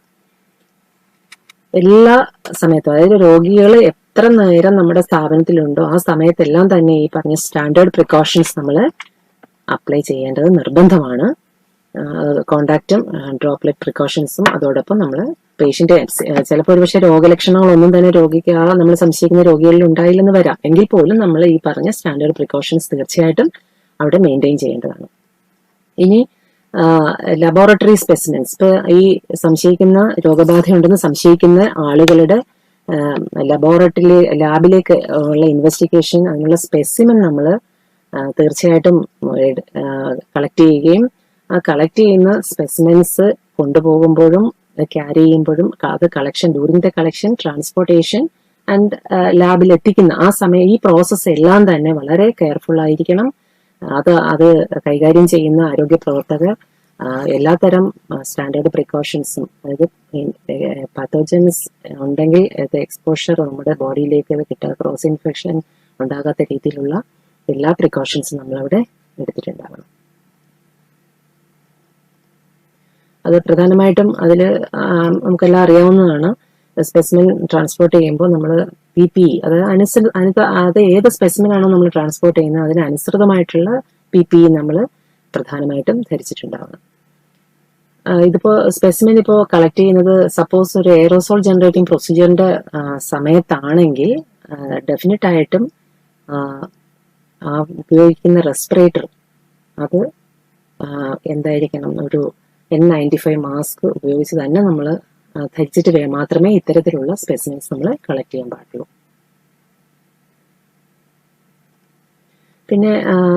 പിന്നെ സ്പെസിമെൻ ട്രാൻസ്പോർട്ട് ചെയ്യുമ്പോൾ ശ്രദ്ധിക്കേണ്ട വേറൊരു കാര്യം, കൊണ്ടുപോകുന്ന വഴി ഡ്യൂറിംഗ് ദ ട്രാൻസ്പോർട്ടേഷൻ കൊണ്ടുപോകുന്ന സമയത്ത് ചിലപ്പോൾ അത് സ്പില്ല് ചെയ്യാനുള്ള സാധ്യത ഉണ്ട്. അങ്ങനെയുള്ള സാധ്യത പൂർണ്ണമായിട്ടും ഇല്ലാതാക്കി വേണം നമ്മൾ സ്പെസിമെൻ ട്രാൻസ്പോർട്ട് ചെയ്യേണ്ടത്. പിന്നെ ഈ നമ്മൾ ഏത് ലാബിൽ, നമ്മുടെ സ്ഥാപനത്തിലുള്ള ലാബിലാണെങ്കിലും അല്ലെങ്കിൽ പുറത്തുള്ള ലാബിലാണെങ്കിലും എവിടെയാണെങ്കിലും അവിടെയും ബയോസേഫ്റ്റി പ്രാക്ടീസസ് സ്ട്രിക്റ്റ് ആയിട്ട് ഫോളോ ചെയ്യുന്നുണ്ടെന്ന് നമ്മൾ ഉറപ്പാക്കിയിരിക്കണം. എങ്ങനെയാണ് സ്പെസിമെൻസിനെ നമ്മൾ കളക്ട് ചെയ്യുന്നത്, എങ്ങനെയുള്ള കണ്ടെയ്നറിലായിരിക്കണം, ലീക്ക് പ്രൂഫ് ആയിരിക്കണം, അത് സെപ്പറേറ്റ് സീലബിൾ പോക്കറ്റുള്ള ബാഗ് ആയിരിക്കണം. ഫോർ എക്സാമ്പിൾ പ്ലാസ്റ്റിക് ബയോഹസാർഡ് സ്പെസിമെൻ ബാഗൊക്കെ നമുക്കിപ്പോൾ അവൈലബിൾ ആണ്. അതിൽ പേഷ്യൻസിന്റെ നെയിമും ഡീറ്റെയിൽസും അത്യാവശ്യം വേണ്ട ഡീറ്റെയിൽസ് എല്ലാം ലേബൽ ചെയ്തിട്ടുണ്ടാവണം. എന്ത് ടെസ്റ്റിന് വേണ്ടിയിട്ടാണ് ഇത് ഉള്ളതെന്നത് ഫുള്ളി ഡീറ്റെയിൽസ് ഉണ്ടായിരിക്കണം. ഏത് ടെസ്റ്റിന് വേണ്ടിയിട്ടാണ്, എന്ത് സാമ്പിൾ ആണെന്നുള്ളത് കറക്റ്റായിട്ട് ഉണ്ടായിരിക്കണം. എല്ലാ സ്പെസിമെൻ ഏത് രോഗികളിൽ നിന്നാണെങ്കിലും എടുക്കുന്ന സ്പെസിമെൻ മുഴുവൻ തന്നെ നമ്മൾ കഴിയുന്നതും ആരോഗ്യ പ്രവർത്തകർ തന്നെ അവിടെ ലാബിൽ എത്തിച്ചിട്ടുണ്ടാവണം. ഈ ഏതൊക്കെ സ്പെസിമെൻ ആണോ നമ്മൾ കളക്ട് ചെയ്തിട്ടുള്ളത് ഇതിന്റെ എല്ലാ ഡീറ്റെയിൽസും ഫുള്ളായിട്ട്, അതായത് പേഷ്യന്റ് ഡീറ്റെയിൽസ് ഉൾപ്പെടെ നമ്മൾ ഡോക്യുമെന്റ് ചെയ്യപ്പെടേണ്ടതാണ്. എല്ലാം ഈ സ്പെസിമെൻ നമ്മൾ ലാബിലേക്ക് എത്തിക്കുമ്പോൾ നമുക്കറിയാം നമ്മുടെ അതിന്റെ ലബോറട്ടറി റിക്വസ്റ്റ് ഫോമുമായിട്ടാണ് നമ്മൾ തീർച്ചയായിട്ടും അവിടെ എത്തിക്കേണ്ടത്. അപ്പൊ ഇതെല്ലാം തന്നെ ഡോക്യുമെന്റ് ചെയ്യപ്പെടേണ്ടതാണ്. ഇത് ശരിക്കും ഇപ്പൊ പേഷ്യന്റിനെ നമുക്ക് ഇവിടുന്ന് ഒരു ഏരിയയിൽ നിന്ന് മറ്റൊരു സ്ഥലത്തേക്ക് രോഗിയാണെന്ന് തെളിഞ്ഞു കഴിഞ്ഞാൽ, കൺഫേം ആണ്, പോസിറ്റീവ് ആണെന്ന് തെളിഞ്ഞു കഴിഞ്ഞാൽ നമുക്ക് ചിലപ്പോൾ റെഫറൻസ് ആവശ്യമായിട്ട് വരുന്നുണ്ട്. അപ്പൊ അതിനാവശ്യമായിട്ടുള്ള ആംബുലൻസ് സർവീസ് കൂടി നമ്മൾ പ്രൊവൈഡ് ചെയ്യേണ്ടതുണ്ട്. പിന്നെ ഇത് ആരൊക്കെയാണ് റിപ്പോർട്ട് ചെയ്യേണ്ടത് എന്നുള്ള കാര്യങ്ങളെല്ലാം നമ്മുടെ സ്ലൈഡുകളിൽ അവൈലബിൾ ആണ്. കുറെ അധികം ഫോർമാലിറ്റീസ്, ഗൈഡ് ലൈൻസ് അതെല്ലാം പറയുന്നുണ്ട്. അപ്പൊ അതുകൂടി നോക്കണം.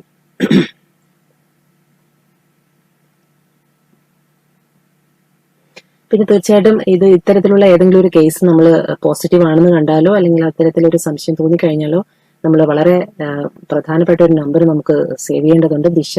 ദിശയാണത്. ദിശയുടെ നമ്പർ നിങ്ങൾക്ക് എല്ലാവർക്കും അറിയാവുന്നതാണ്. അതും കൊടുത്തിട്ടുണ്ട് ഇതിനകത്ത്. നമുക്ക് അറ്റാച്ച് ചെയ്ത് തരുന്ന ഫയലിൽ നിങ്ങളിൽ ഉണ്ടാവും അത്. അപ്പൊ അത് നിങ്ങൾ ആദ്യമായി അവിടെ ദിശയിൽ വിളിച്ച് ഈ കാര്യങ്ങൾ ഇൻഫോം ചെയ്യേണ്ടതാണ്. അവിടുന്ന് വേണ്ട സഹായങ്ങളും നിർദ്ദേശങ്ങളും തീർച്ചയായിട്ടും നിങ്ങൾക്ക് ലഭ്യമാകുന്നതായിരിക്കും. Thank you. നമസ്കാരം. നമ്മൾ കൊറോണ വൈറസിനെ പറ്റിയാണ് ഇപ്പോൾ ചർച്ച ചെയ്തുകൊണ്ടിരിക്കുന്നത്. അതിൽ പ്രീ ഹോസ്പിറ്റൽ പ്രിപ്പയർനെസ്, അതായത് നമ്മൾ നോഡൽ ഹോസ്പിറ്റൽസ് കണ്ടുപിടിച്ചു കഴിഞ്ഞു. അപ്പൊ നമ്മുടെ നോഡൽ ഹോസ്പിറ്റൽസിൽ എന്ത് പ്രിപ്പയർനെസ് ആണ് നമ്മൾ അറിഞ്ഞിരിക്കേണ്ടത്, എന്തൊക്കെ പ്രിപ്പയർനെസ് ആയിട്ട് നമ്മൾ വെയിറ്റ് ചെയ്യണം എന്നുള്ളതാണ്. നമ്മൾ ട്രയാഡ് സിസ്റ്റമാണ് മെയിൻ ആയിട്ട് ഇതിൽ ആക്ട് ചെയ്യേണ്ടത്. ട്രയാഡ് പ്രീ ഹോസ്പിറ്റൽ പ്രിപ്പയർനെസ്സിന് മെയിൻ ആയിട്ടുള്ള കാര്യം എന്ന് വെച്ചാൽ ഈ മെർസും സാർസും ഒക്കെ കണ്ടത് അതിലൊക്കെ നോസോകോമിയൽ ഇൻഫെക്ഷൻ, അതായത് ഹെൽത്ത് കെയർ അസോസിയേറ്റഡ് ഇൻഫെക്ഷൻ ആണ് കൂടുതൽ പെർസെൻറ്റേജ് നമ്മൾ കണ്ടിരിക്കുന്നത്. അപ്പൊ അതുകൊണ്ട് നമ്മൾ ഹോസ്പിറ്റൽ പ്രിപ്പയർനെസ്സിനാണ് മെയിൻ ആയിട്ടുള്ള മുൻതൂക്കം നമ്മൾ കൊടുക്കേണ്ടത്. 3 point ട്രയാഡ് സിസ്റ്റം വെച്ചിട്ട് വേണം നമ്മൾ കൈകാര്യം ചെയ്യാൻ. അപ്പൊ അതില് നമ്മളൊരു സസ്പെക്റ്റഡ് കേസ് ഐഡന്റിഫൈ ചെയ്ത് കഴിഞ്ഞാൽ അവരെ ഐസൊലേറ്റ് ചെയ്ത് അവരിൽ നിന്നൊരു സെക്കൻഡറി ട്രാൻസ്മിഷൻ പ്രിവെന്റ് ചെയ്യുക. അതാണ് നമ്മുടെ പ്രീം മോട്ടോ. അപ്പൊ ഒന്ന് നമ്മുടെ റുട്ടീൻ ജനറൽ കാഷ്വാലിറ്റിയിൽ നമ്മൾ റുട്ടീൻ ട്രയാജിങ് ചെയ്യും. അതാണ് ട്രയാജ് 1. ട്രയാജ് 2 എന്ന് പറയുമ്പോൾ screening of suspected cases of corona. Suspected cases of corona, അതായത് ട്രാവൽ ഹിസ്റ്ററി ഒക്കെ ഉള്ള ആൾക്കാർക്ക്, patient with travel history to China, അവർക്കൊരു പ്രിലിമിനറി അസസ്മെന്റ് വേണം. ആ അസസ്മെന്റ് നടക്കുന്നത് ഐസൊലേഷൻ ഫെസിലിറ്റി, നമ്മൾ ഓരോ നോഡൽ ഹോസ്പിറ്റൽസിലും ഒരു ഐസൊലേഷൻ ഫെസിലിറ്റി കണ്ടെത്തണം. ആ ഐസൊലേഷൻ ഫെസിലിറ്റിയുടെ അടുക്കലായിട്ട് നമ്മൾ ഒരു പ്ലേസ് ഐഡന്റിഫൈ ചെയ്യണം. അവിടെ വെച്ച് വേണം നമ്മൾ ഈ suspected case of corona screen ചെയ്യാൻ. ഇപ്പൊ നമ്മൾ ആ സ്ക്രീൻ ചെയ്യുന്ന ആൾക്കാര് അസിംറ്റമാറ്റിക് ആണ്, വേറെ കുഴപ്പങ്ങളൊന്നും ഇല്ല എന്നുണ്ടെങ്കിൽ നമുക്ക് റീഅഷ്യൂർ ചെയ്ത് അവരെ വീട്ടുകളിലോട്ട് തിരിച്ചുവിടാം. വിത്ത് 1 condition, home quarantine. Home quarantine എന്ന് പറയുമ്പോൾ 28 ദിവസം, അതായത് ഒരു നമ്മുടെ ഇൻക്യുബേഷൻ പീരീഡ് 14 days ആണ് നമ്മൾ ഉദ്ദേശിക്കുന്നത്. അപ്പൊ ഡബിൾ ഇൻക്യുബേഷൻ പീരീഡ് ഉള്ള സമയം അവർ വീട്ടിൽ തന്നെ ആയിരിക്കണം. അപ്പൊ ഈ ആൾക്കാരുടെ, ഈ ചൈനയിൽ ട്രാവൽ ഹിസ്റ്ററി ഉള്ള ആൾക്കാരുടെ എല്ലാം പേര്, അഡ്രസ്സ്, വയസ്സ്, ഫോൺ നമ്പർ ഇതെല്ലാം കളക്ട് ചെയ്യണം. അതായത് നമ്മൾ ട്രയാജ് 2-ൽ കളക്ട് ചെയ്തിട്ട് ആ കളക്ട് ചെയ്യുന്ന ഡീറ്റെയിൽസ് നമ്മൾ ദിശയിലോട്ട് സെൻഡ് ചെയ്തിരിക്കണം. ഈ ദിശയിലോട്ട് സെൻഡ് ചെയ്ത ഫോമാറ്റ്, ദിശയിൽ നിന്നത് അതാത് DSO, അതായത് ഡിസ്ട്രിക്ട് സർവേലൻസ് ഓഫീസറിന്റെ എത്തും. അതാത് DSOമാര് അതാത് PHCകളിലേക്ക്, കൺസേൺ PHCകളിലേക്ക് അറിയിക്കണം. അത് 28 ദിവസം വരെ അവര് ഹോം ക്വാറന്റൈൻ ആണല്ലോ എന്ന് PHCയിലെ ഡോക്ടേഴ്സ് ഉറപ്പുവരുത്തേണ്ടതാണ്. അവരുടെ ഫീൽഡ് സ്റ്റാഫിനെ വെച്ചിട്ട് ഉറപ്പുവരുത്തേണ്ടതാണ്.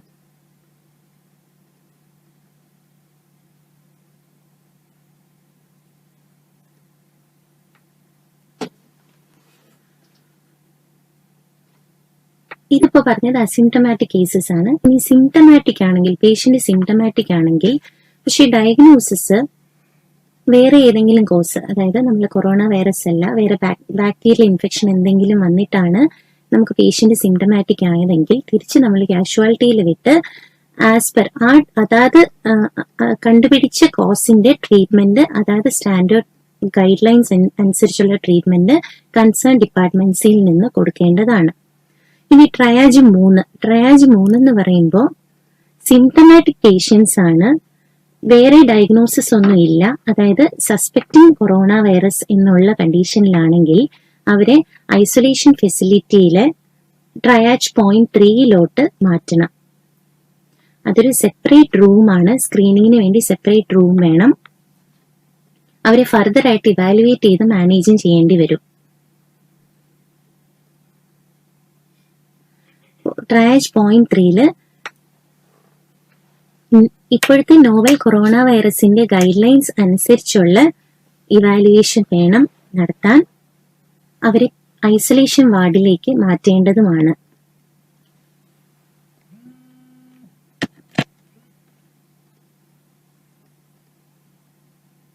ഈ ഐസൊലേഷൻ വാർഡിലേക്ക് മാറ്റിയ പേഷ്യൻസിന്റെ വിവരങ്ങളെല്ലാം ഒരു രജിസ്റ്ററിൽ മെയിൻറ്റെയിൻ ചെയ്യേണ്ടതാണ്. പേര്, ഏജ്, സെക്സ്, അഡ്രസ്, എന്തൊക്കെ സിംറ്റംസ് ആയിട്ടാണ് വന്നത്, history of exposure including travel history, ചൈനയിൽ ഏത് ഭാഗത്താണ് ട്രാവൽ ചെയ്തത്, എന്തെങ്കിലും ഹിസ്റ്ററി ഓഫ് എക്സ്പോഷർ ഉണ്ടോ, ഡീറ്റെയിൽഡ് ക്ലിനിക്കൽ സിംറ്റംസും ആ രജിസ്റ്ററിനകത്ത് ഇൻക്ലൂഡ് ചെയ്യേണ്ടതാണ്.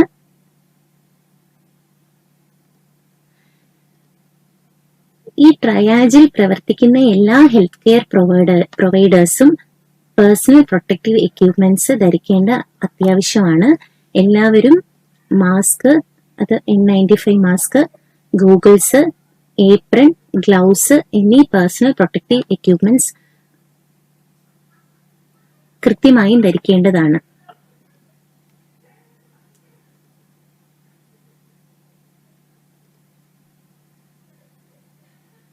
OP രജിസ്ട്രേഷൻ വിഭാഗത്തിലും ഫാർമസിയിലൊക്കെ ക്യൂ വരുന്ന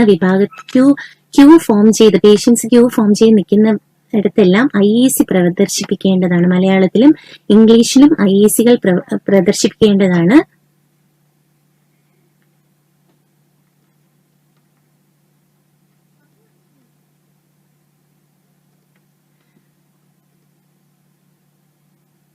കൊറോണ കേസ് സസ്പെക്ട് ചെയ്യുന്ന ഏത് എൻക്വയറിലായാലും കൊറോണ കേസ് സസ്പെക്ട് ചെയ്യുന്ന ഒരു കേസ് വരികയാണെങ്കിൽ അപ്പോൾ തന്നെ നമ്മൾ ട്രയാജ് പോയിന്റ് 3 കൊണ്ടുപോകേണ്ടതാണ്.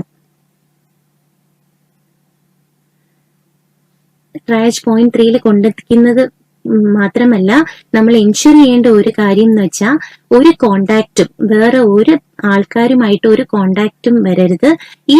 നമ്മളെ ഈ സസ്പെക്ട് ചെയ്യുന്ന പേഷ്യന്റ് തന്നെ മാസ്ക് ധരിച്ചിരിക്കണം. എല്ലാ പേഴ്സണൽ പ്രൊട്ടക്റ്റീവ് എക്യൂപ്മെന്റ്സും സസ്പെക്റ്റഡ് കേസ് തന്നെ ധരിച്ചിരിക്കണം.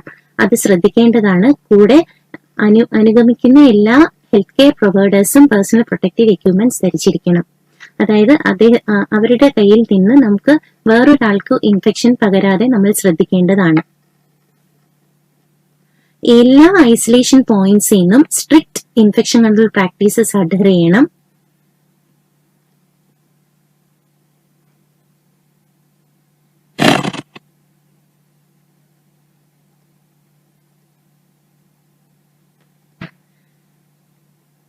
നമ്മൾ നേരത്തെ പറഞ്ഞിരുന്നു, കേസ് സസ്പെക്റ്റഡ് കേസ് ആണെങ്കിൽ നമ്മൾ നോവൽ കൊറോണ വൈറസിന്റെ RT-PCR ചെയ്യാനായിട്ട് നമ്മൾ NIV പൂനെയിലേക്ക് സാമ്പിൾ കളക്ട് ചെയ്ത് സെൻഡ് ചെയ്യണം. സാമ്പിൾ കളക്ഷനും എങ്ങനെയാണ് അത് ട്രാൻസ്പോർട്ട് ചെയ്യുന്നതെന്നുള്ളത് നേരത്തെ നമ്മൾ പറഞ്ഞിരുന്നു.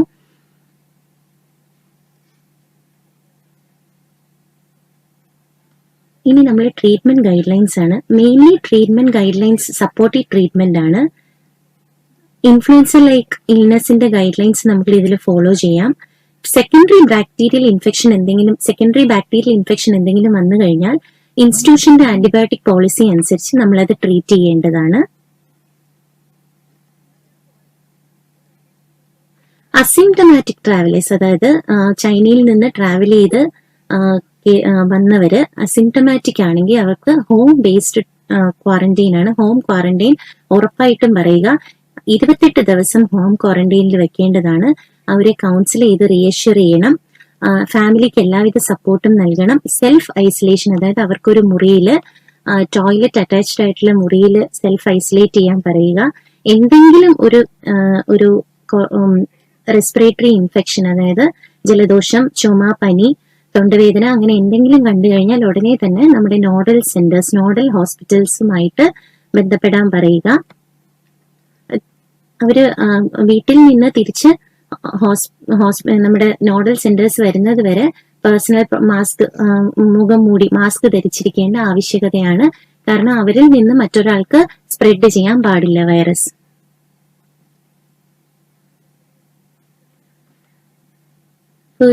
ഈ അസിംപ്റ്റമാറ്റിക് ട്രാവലേഴ്സിന്റെ ഡെയിലി മോണിറ്ററിംഗ് അതാത് PHCകളിലെ മെഡിക്കൽ ഓഫീസേഴ്സ് കോർഡിനേറ്റ് ചെയ്യേണ്ടതാണ്.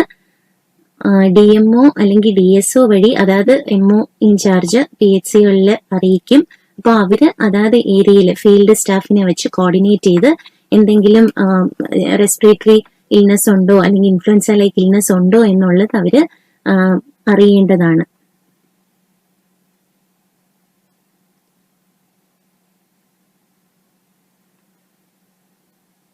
അങ്ങനെ അറിയുമ്പോൾ PHCയിലെ MO അതായത് ജില്ലയിലെ DSO ആയിട്ട് പറഞ്ഞിട്ട് അവരെ എത്രയും പെട്ടെന്ന് നമ്മുടെ നോഡൽ സെന്റേഴ്സിലേക്ക് എത്തിക്കേണ്ടതാണ്. നമ്മുടെ ദിശയുടെ ഹെൽപ്പ് ലൈൻ നമ്പർ 047125522056 ആണ്. 1056 ആണ് ടോൾ ഫ്രീ നമ്പർ.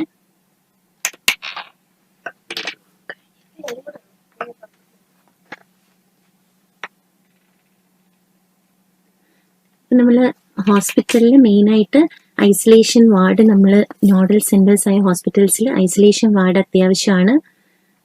ആ പേഷ്യന്റിൽ നിന്ന് ഒരു കേസ് ഉണ്ടെങ്കിൽ അതിൽ നിന്ന് വേറൊരു സ്പ്രെഡ് ഉണ്ടാവാതെ ശ്രദ്ധിക്കുകയാണ് നമ്മൾ മെയിൻ ആയിട്ട് ചെയ്യേണ്ടത്.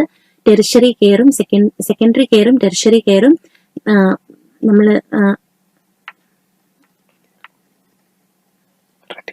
റെഡിയാക്കുക. വെന്റിലേറ്റർ സഹായം ആവശ്യമുള്ള പേഷ്യൻസിന് കൊടുക്കാനായിട്ട് അത് നമ്മൾ റെഡിയാക്കി വെക്കേണ്ടതാണ്. അപ്പൊ നമ്മൾ അതാത് ഹോസ്പിറ്റൽസിന് ഒരു നോഡൽ പേഴ്സൺ നോഡൽ ഓഫീസർ വേണം. ഏത് കേസാണ് റെഫർ ചെയ്യേണ്ടതെന്നുള്ള ഒരു SOP, ഒരു സ്റ്റാൻഡേർഡ് ഓപ്പറേറ്റിംഗ് പ്രൊസീജിയർ ഈച്ച് ഹോസ്പിറ്റൽസിനും വേണം. Strict hospital infection control measures, നേരത്തെ പറഞ്ഞതുപോലെ strict hospital infection control measures പാലിക്കണം. ഹെൽപ്പ് ഡെസ്കും ഫംഗ്ഷൻ ആക്കണം. ഒരു കൺഫേംഡ് കൊറോണ വൈറസിന് മാനേജ്മെന്റ് എന്ന് പറയുമ്പോൾ നമുക്കൊരു ഡ്രഗും ഇതുവരെ കണ്ടുപിടിച്ചിട്ടില്ല. ഇതിനെല്ലാം സപ്പോർട്ടീവ് മെഷർ, ഒരു ജനറൽ സപ്പോർട്ടീവ് മെഷറാണ് നമ്മൾ പറയുന്നത്. ഇൻഫെക്ഷൻ കൺട്രോൾ പ്രോട്ടോകോൾസ് എല്ലാവരും അതായത് ഹോസ്പിറ്റൽ എൻവയോൺമെന്റിൽ വരുന്ന പേഷ്യൻസും ബൈസ്റ്റാൻഡേഴ്സും ഹെൽത്ത് കെയർ പ്രൊവൈഡേഴ്സ് ഉൾപ്പെടെയുള്ളവർ ഫുൾ ഇൻഫെക്ഷൻ കൺട്രോൾ പ്രോട്ടോകോൾസും പാലിക്കുന്നുണ്ട്. പേഴ്സണൽ പ്രൊട്ടക്റ്റീവ് എക്യുപ്മെന്റ്സ് എല്ലാവരും ധരിക്കുന്നുണ്ടെന്ന് ഉറപ്പുവരുത്തുക.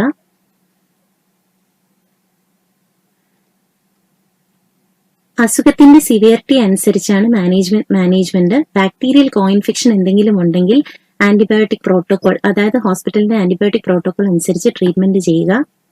മൾട്ടി ഓർഗൻ സപ്പോർട്ട് എന്തെങ്കിലും വേണ്ടി വരുമെങ്കിൽ അതായത് ചെയ്യേണ്ടതാണ്.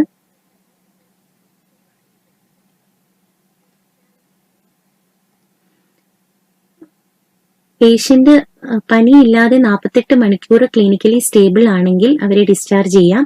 പക്ഷെ അവരെ ഹോം ഐസൊലേഷനിൽ തന്നെ ആയിരിക്കണം. ഡെയിലി ഹെൽത്ത് വർക്കേഴ്സ് അവരെ സർവൈലൻസ്, അവരുടെ ഡെയിലി മോണിറ്ററിങ്, ഹെൽത്ത് വർക്കേഴ്സ് അവരെ മോണിറ്റർ ചെയ്തിരിക്കണം. അതായത് MOPHC അറിയിച്ചിരിക്കണം. MOPHC എന്തെങ്കിലും അറിഞ്ഞാൽ അത് ഉടനെ DSOയെ അറിയിച്ചിരിക്കണം.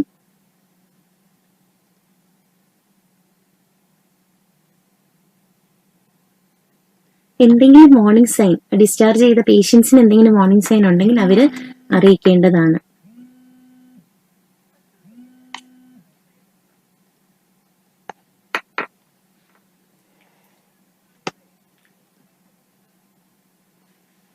ഇനി ശ്രദ്ധിക്കേണ്ടത്, നമ്മുടെ ഹെൽത്ത് കെയർ വർക്കേഴ്സിന് എന്തെങ്കിലും ഒരു ഫ്ലാഗ് സൈൻ, അതായത് റെഡ് ഫ്ലാഗ്, വൈറൽ ന്യൂമോണിയ പോലുള്ള റെസ്പിറേറ്ററി ഇൽനെസ് പോലുള്ള വന്നു കഴിഞ്ഞാൽ അപ്പോൾ തന്നെ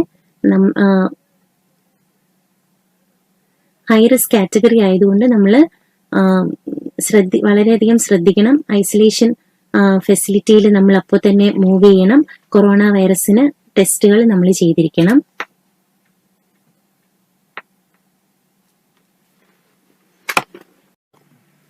നമസ്കാരം. ഇന്നിവിടെ ചർച്ച ചെയ്യാൻ പോകുന്നത് കൊറോണ വൈറസ് ഔട്ട്ബ്രേക്കിൽ നമ്മൾ എന്തൊക്കെ സാമ്പിൾ കളക്ഷനും ട്രാൻസ്പോർട്ടുമായി ബന്ധപ്പെട്ട് നമ്മൾ എന്തൊക്കെയാണ് സേഫ്റ്റി പ്രൊസീജിയേഴ്സ് എടുക്കേണ്ടത് എന്നുള്ളതാണ്. നമ്മളിപ്പോ നോവൽ കൊറോണ വൈറസ് ചൈനയിൽ ഔട്ട്ബ്രേക്ക് ഉണ്ടായി. നമുക്ക് ചൈനയിൽ നിന്ന് കുറെ ആൾക്കാർ ഇവിടെ വരുന്നുണ്ട്. അപ്പൊ അവരിൽ നിന്ന് ആരുടെ നിന്നൊക്കെയാണ് സാമ്പിൾ കളക്ട് ചെയ്യേണ്ടത്? കേസ് പ്രൊസീജിയേഴ്സ് അനുസരിച്ചുള്ള സാമ്പിൾ ക്ലിനീഷ്യൻ തന്നെ തീരുമാനിക്കാം സാമ്പിൾ കളക്ട് ചെയ്യുന്നത്. അപ്പോൾ സാമ്പിൾ കളക്ട് ചെയ്യുന്നത് ക്ലിനീഷ്യന്റെ മേൽനോട്ടത്തിൽ തന്നെ സാമ്പിൾ കളക്ട് ചെയ്യണം. ആ കളക്ട് ചെയ്യുന്ന സാമ്പിൾ ആരായാലും അത് പൊട്ടൻഷ്യലി ഇൻഫെക്ഷ്യസ് ആണെന്ന് തന്നെ നമ്മൾ റിഗാർഡ് ചെയ്യണം.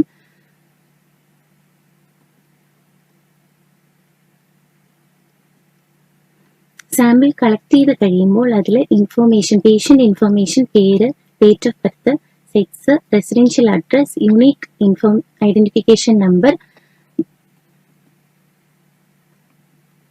Date and time of sample collection, എവിടെ നിന്നാണ് സാമ്പിൾ കളക്ട് ചെയ്തത്, എന്ത് ടെസ്റ്റ് ആണ് വേണ്ടത്, അത് എല്ലാം ഉൾപ്പെടുത്തിയിരിക്കണം. Detailed clinical symptoms, relevant patient history must ആയിട്ട് അതിൽ ഉൾപ്പെടുത്തിയിരിക്കണം. എന്തൊക്കെ സ്പെസിമെൻ ആണ് കളക്ട് ചെയ്യേണ്ടത്? ഐഡിയലി നമുക്ക് റെസ്പിറേറ്ററി ഡ്രോപ്ലെറ്റ് ഇൻഫെക്ഷൻ ആണ്, റെസ്പിറേറ്ററി ഇൻഫെക്ഷൻ ആണ്. അതുകൊണ്ട് റെസ്പിറേറ്ററി മെറ്റീരിയൽ ആയ നേസോഫാരിഞ്ചൽ, ഓറോഫാരിഞ്ചൽ സ്വാബ്, സ്പൂട്ടം എടുക്കാം, സിറം, ബ്ലഡ് എടുക്കാം. ഇതിൽ മെയിൻ ആയിട്ട് എടുക്കേണ്ടത് oropharyngeal swab, throat swab, EDTA, blood in EDTA bottle, അത് ഇത്രയാണ് നമ്മൾ എടുക്കേണ്ടത്.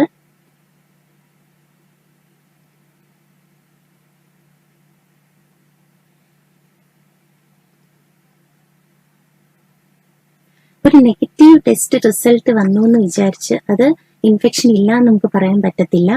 ഇപ്പോൾ റിപ്പീറ്റ് സാമ്പിളിംഗ്, ഇപ്പം ലോവർ റെസ്പിറേറ്ററി ഇൻഫെക്ഷൻ സിവിയറും പ്രോഗ്രസീവും ആവുന്നെങ്കിൽ റിപ്പീറ്റ് സാമ്പിളിങ്ങും ടെസ്റ്റിങ്ങും അനിവാര്യമാണ്.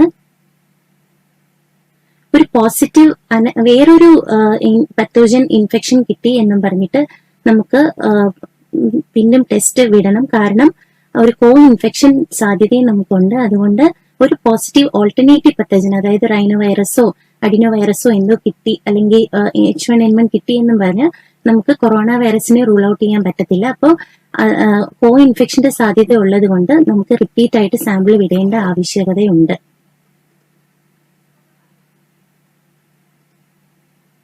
നമ്മൾ എടുക്കുന്ന സാമ്പിളുകൾ 4 ഡിഗ്രി സെൽഷ്യസിൽ മെയിൻറ്റെയിൻ ചെയ്യണം.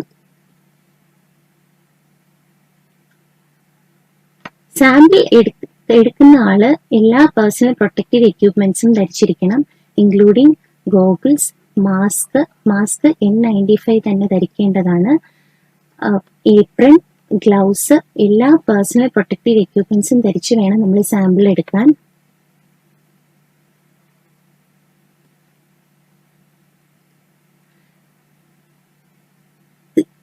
സിവിയർ റെസ്പിറേറ്ററി ഡിസ്ട്രസ് സിൻഡ്രോമിലോട്ട് പോയ ആൾക്കാരുടെ ബ്രോങ്കോ ആൽവിയോളാർ ലാവേജും നമുക്ക് എടുക്കാവുന്നതാണ്.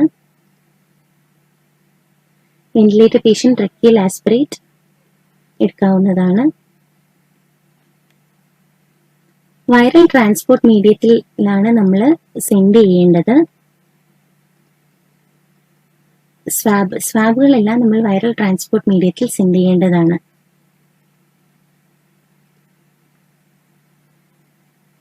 നമുക്ക് നേസോ ഫാരിഞ്ചൽ സ്വാബ് 2 വഴി എടുക്കാം. നേസൽ റൂട്ട് വഴിയും ഓറൽ റൂട്ട് വഴിയും എടുക്കാം. ഒരു തിൻ ഫ്ലെക്സിബിൾ സ്വാബ് നേസൽ വഴി എടുക്കുന്നത് എങ്ങനെയാന്ന് വെച്ചാൽ നോസ്ട്രലിൽ കൂടി നേസോ ഫാരിൻസ് വരെ തിൻ ഫ്ലെക്സിബിൾ ആയിട്ടുള്ള സ്വാബ് അകത്തോട്ട് വിടുക. ഫ്യൂ സെക്കൻഡ്സ് നമ്മൾ അവിടെ പ്ലേസ് ചെയ്യുക. സ്വാബിനെ പ്ലേസ് ചെയ്തിട്ട് സ്വാബ് പതുക്കെ സ്ലൈറ്റ്ലി നമ്മൾ അവിടെ വെച്ച് തന്നെ റൊട്ടേറ്റ് ചെയ്യണം. 2 നോസ്ട്രിലും ഡിഫറെന്റ് സ്വാബ് വേണം യൂസ് ചെയ്യാൻ. എന്നിട്ട് വൈറൽ ട്രാൻസ്പോർട്ട് മീഡിയത്തിന്റെ സ്വാബ് വൈറൽ ട്രാൻസ്പോർട്ട് മീഡിയത്തിന്റെ ടിപ്പ് വരെ എത്തണം. ആപ്ലിക്കേറ്റർ സ്റ്റിക്ക് ബ്രേക്ക് ചെയ്ത് അകത്തോട്ട് വെക്കണം. രണ്ട് സ്വാബും ഒരൊറ്റ വൈറൽ ട്രാൻസ്പോർട്ട് മീഡിയത്തിൽ വെക്കാവുന്നതാണ്. വായിൽ കൂടി എങ്ങനെ എടുക്കും എന്ന് വെച്ചാൽ തിൻ ഫ്ലെക്സിബിൾ സ്വാബ് വായിൽ കൂടി ടങ്ങിന്റെ മുകളിൽ കൂടി ഈ സോഫ്റ്റ് പാലറ്റിന്റെ അവിടെ നിന്ന് നേസോഫാരിൻസ് എത്തുന്നത് വരെ മുകളിലോട്ട് ടേൺ ചെയ്ത് ഒരു ഫ്യൂ സെക്കൻഡ്സ് അവിടെ പ്ലേസ് ചെയ്തതിന് ശേഷം പതുക്കെ റിമൂവ് ചെയ്യുക. ഈ നേരത്തെ പറഞ്ഞതുപോലെ വൈറൽ ട്രാൻസ്പോർട്ട് മീഡിയത്തില് ടിപ്പ് നമ്മുടെ ട്രാൻസ്പോർട്ട് മീഡിയത്തിൽ ടച്ച് ചെയ്യുന്ന തരത്തിൽ വെക്കുക. എക്സ്ട്രാ പോർഷൻ സ്വാബ് സ്റ്റിക്കിന്റെ എക്സ്ട്രാ പോർഷൻ നമ്മൾ ഒടിച്ചു കളയേണ്ടതാണ്. ട്രാൻസ്പോർട്ടേഷൻ എന്ന് പറയുമ്പോൾ എല്ലാ ബയോസേഫ്റ്റി പ്രിക്കോഷൻസും പാലിച്ചിരിക്കണം. ട്രിപ്പിൾ കണ്ടെയ്നർ പാക്കിംഗ് ആയിരിക്കണം. 4 ഡിഗ്രി സെൽഷ്യസ് മെയിൻറ്റെയിൻ ചെയ്യണം. വളരെ ക്ലോസ്ഡ് പാക്കിംഗ് ആയിരിക്കണം. ആദ്യമേ തന്നെ നമ്മൾ വൈറൽ ട്രാൻസ്പോർട്ട് മീഡിയം, അതല്ല നമ്മൾ ബ്ലഡ് ആണ് എടുക്കുന്നെങ്കിൽ EDTA സാമ്പിൾ, അതിനകത്ത് അത് തന്നെ വളരെ സീൽ ചെയ്തിരിക്കണം. സീൽ ചെയ്തത് ഒന്നുകിൽ ഒരു പ്ലാസ്റ്റിക് കണ്ടെയ്നർ, അതല്ലാന്നുണ്ടെങ്കിൽ ഒരു സേഫ് കണ്ടെയ്നറിനകത്ത് കോട്ടൺ അല്ലെങ്കിൽ ടിഷ്യൂ അബ്സോർബൻ മെറ്റീരിയൽ വെച്ച് നമ്മുടെ ആദ്യത്തെ കണ്ടെയ്നർ നന്നായിട്ട് ഭദ്രമായിട്ട് ചുറ്റിയതിനു ശേഷം അത് സെക്കൻഡറി കണ്ടെയ്നറിനകത്ത് വെക്കുക. ഈ സെക്കൻഡറി കണ്ടെയ്നർ ഒരു വാക്സിൻ കാരിയറിലോ അതല്ലെങ്കിൽ തെർമോകോൾ ബോക്സിലോ ഐസ് പാക്ക് വെച്ച് 4 ഡിഗ്രി സെൽഷ്യസ് മെയിൻറ്റെയിൻ ചെയ്യുന്ന രീതിയിൽ വേണം വെക്കാൻ. എല്ലാ സെക്കൻഡറി ബോട്ടിലും പ്രൈമറി ബോട്ടിലും തെർമോകോൾ ബോക്സും എല്ലാം പക്കാ സീൽഡ് ആയിരിക്കണം. ഔട്ടർ സർഫസ് ഓഫ് ദ ആദ്യം തന്നെ നമ്മുടെ പ്രൈമറി ബോക്സിന്റെ outer surface of the container നമ്മൾ ഒരു ലൈസോൾ വെച്ചോ ബ്ലീച്ച് സൊല്യൂഷൻ വെച്ചോ തുടച്ചിരിക്കുന്നത് നല്ലതാണ്.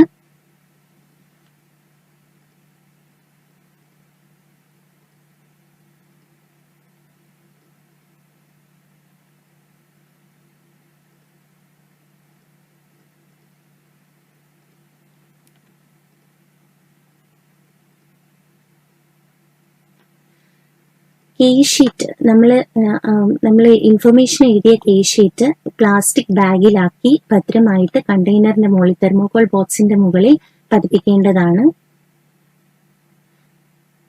എല്ലാ ഡീറ്റെയിൽസും അതിൽ ഇൻക്ലൂഡ് ചെയ്തിരിക്കണം. പ്രത്യേകിച്ച് ക്ലിനിക്കൽ ഹിസ്റ്ററി, ഫീവറിന്റെ ടൈപ്പ് സഹിതം clinical history, detailed clinical history അതിൽ എഴുതേണ്ടത് ആവശ്യമാണ്. അത് NIV സപ്ലൈ ചെയ്തിരിക്കുന്ന സാമ്പിൾ ഫോമിൽ, സാമ്പിൾ റെഫറൽ ഫോമിൽ മാത്രമേ എഴുതാൻ പാടുള്ളൂ. 48 മണിക്കൂറിനുള്ളിൽ NIV പൂനെ, അതായത് ഏത് ലാബാണ് ടെസ്റ്റ് ചെയ്യുന്നത് അവിടെ 48 മണിക്കൂറിനുള്ളിൽ എത്തേണ്ടതാണ്. 4 ഡിഗ്രി സെൽഷ്യസ് മെയിൻറ്റെയിൻ ചെയ്യുകയും വേണം. അഥവാ 48 മണിക്കൂറിന് ഉള്ളിൽ എത്താൻ കഴിഞ്ഞില്ല എന്നുണ്ടെങ്കിൽ -70 ഡിഗ്രി സെൽഷ്യസിൽ സാമ്പിൾ സ്റ്റോറേജ് ചെയ്ത് വെക്കേണ്ടതാണ്.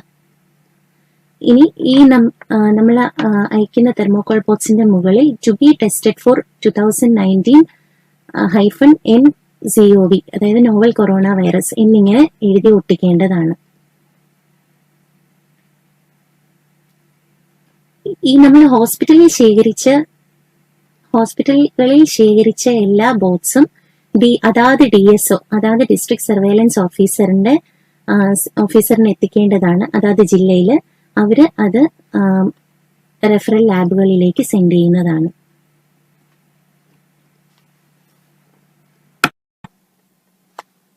നമസ്കാരം.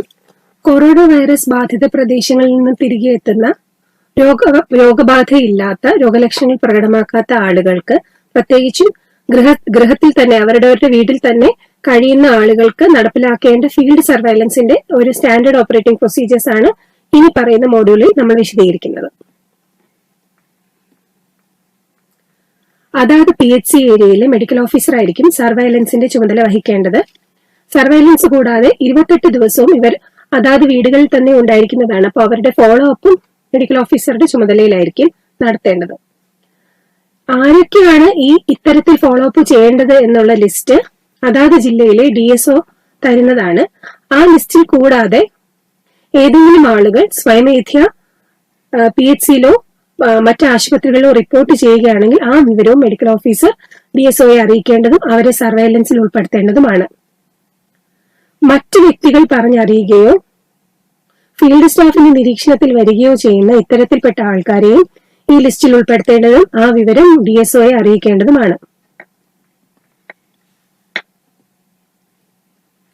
മെഡിക്കൽ ഓഫീസർ ഫീൽഡ് സ്റ്റാഫിനെ ഈ കൊറോണ വൈറസിന്റെ ഫീൽഡ് സർവൈലൻസിനെ പറ്റി ബോധവാന്മാരാക്കുകയും സെൻസിറ്റൈസ് ചെയ്യുകയും അതിൽ ആൾക്കാരെ അലോട്ട് ചെയ്യുകയും ഫോളോ അപ്പിന് വേണ്ടി 28 ദിവസവും ഈ വീട്ടിൽ തന്നെ തുടരുന്ന ആൾക്കാരെ ഫോണിലൂടെ ബന്ധപ്പെടുകയും അവരുടെ ആരോഗ്യ വിവരങ്ങൾ DSO തരുന്ന ലിസ്റ്റിൽ അപ്ഡേറ്റ് ചെയ്യേണ്ടതുമാണ്.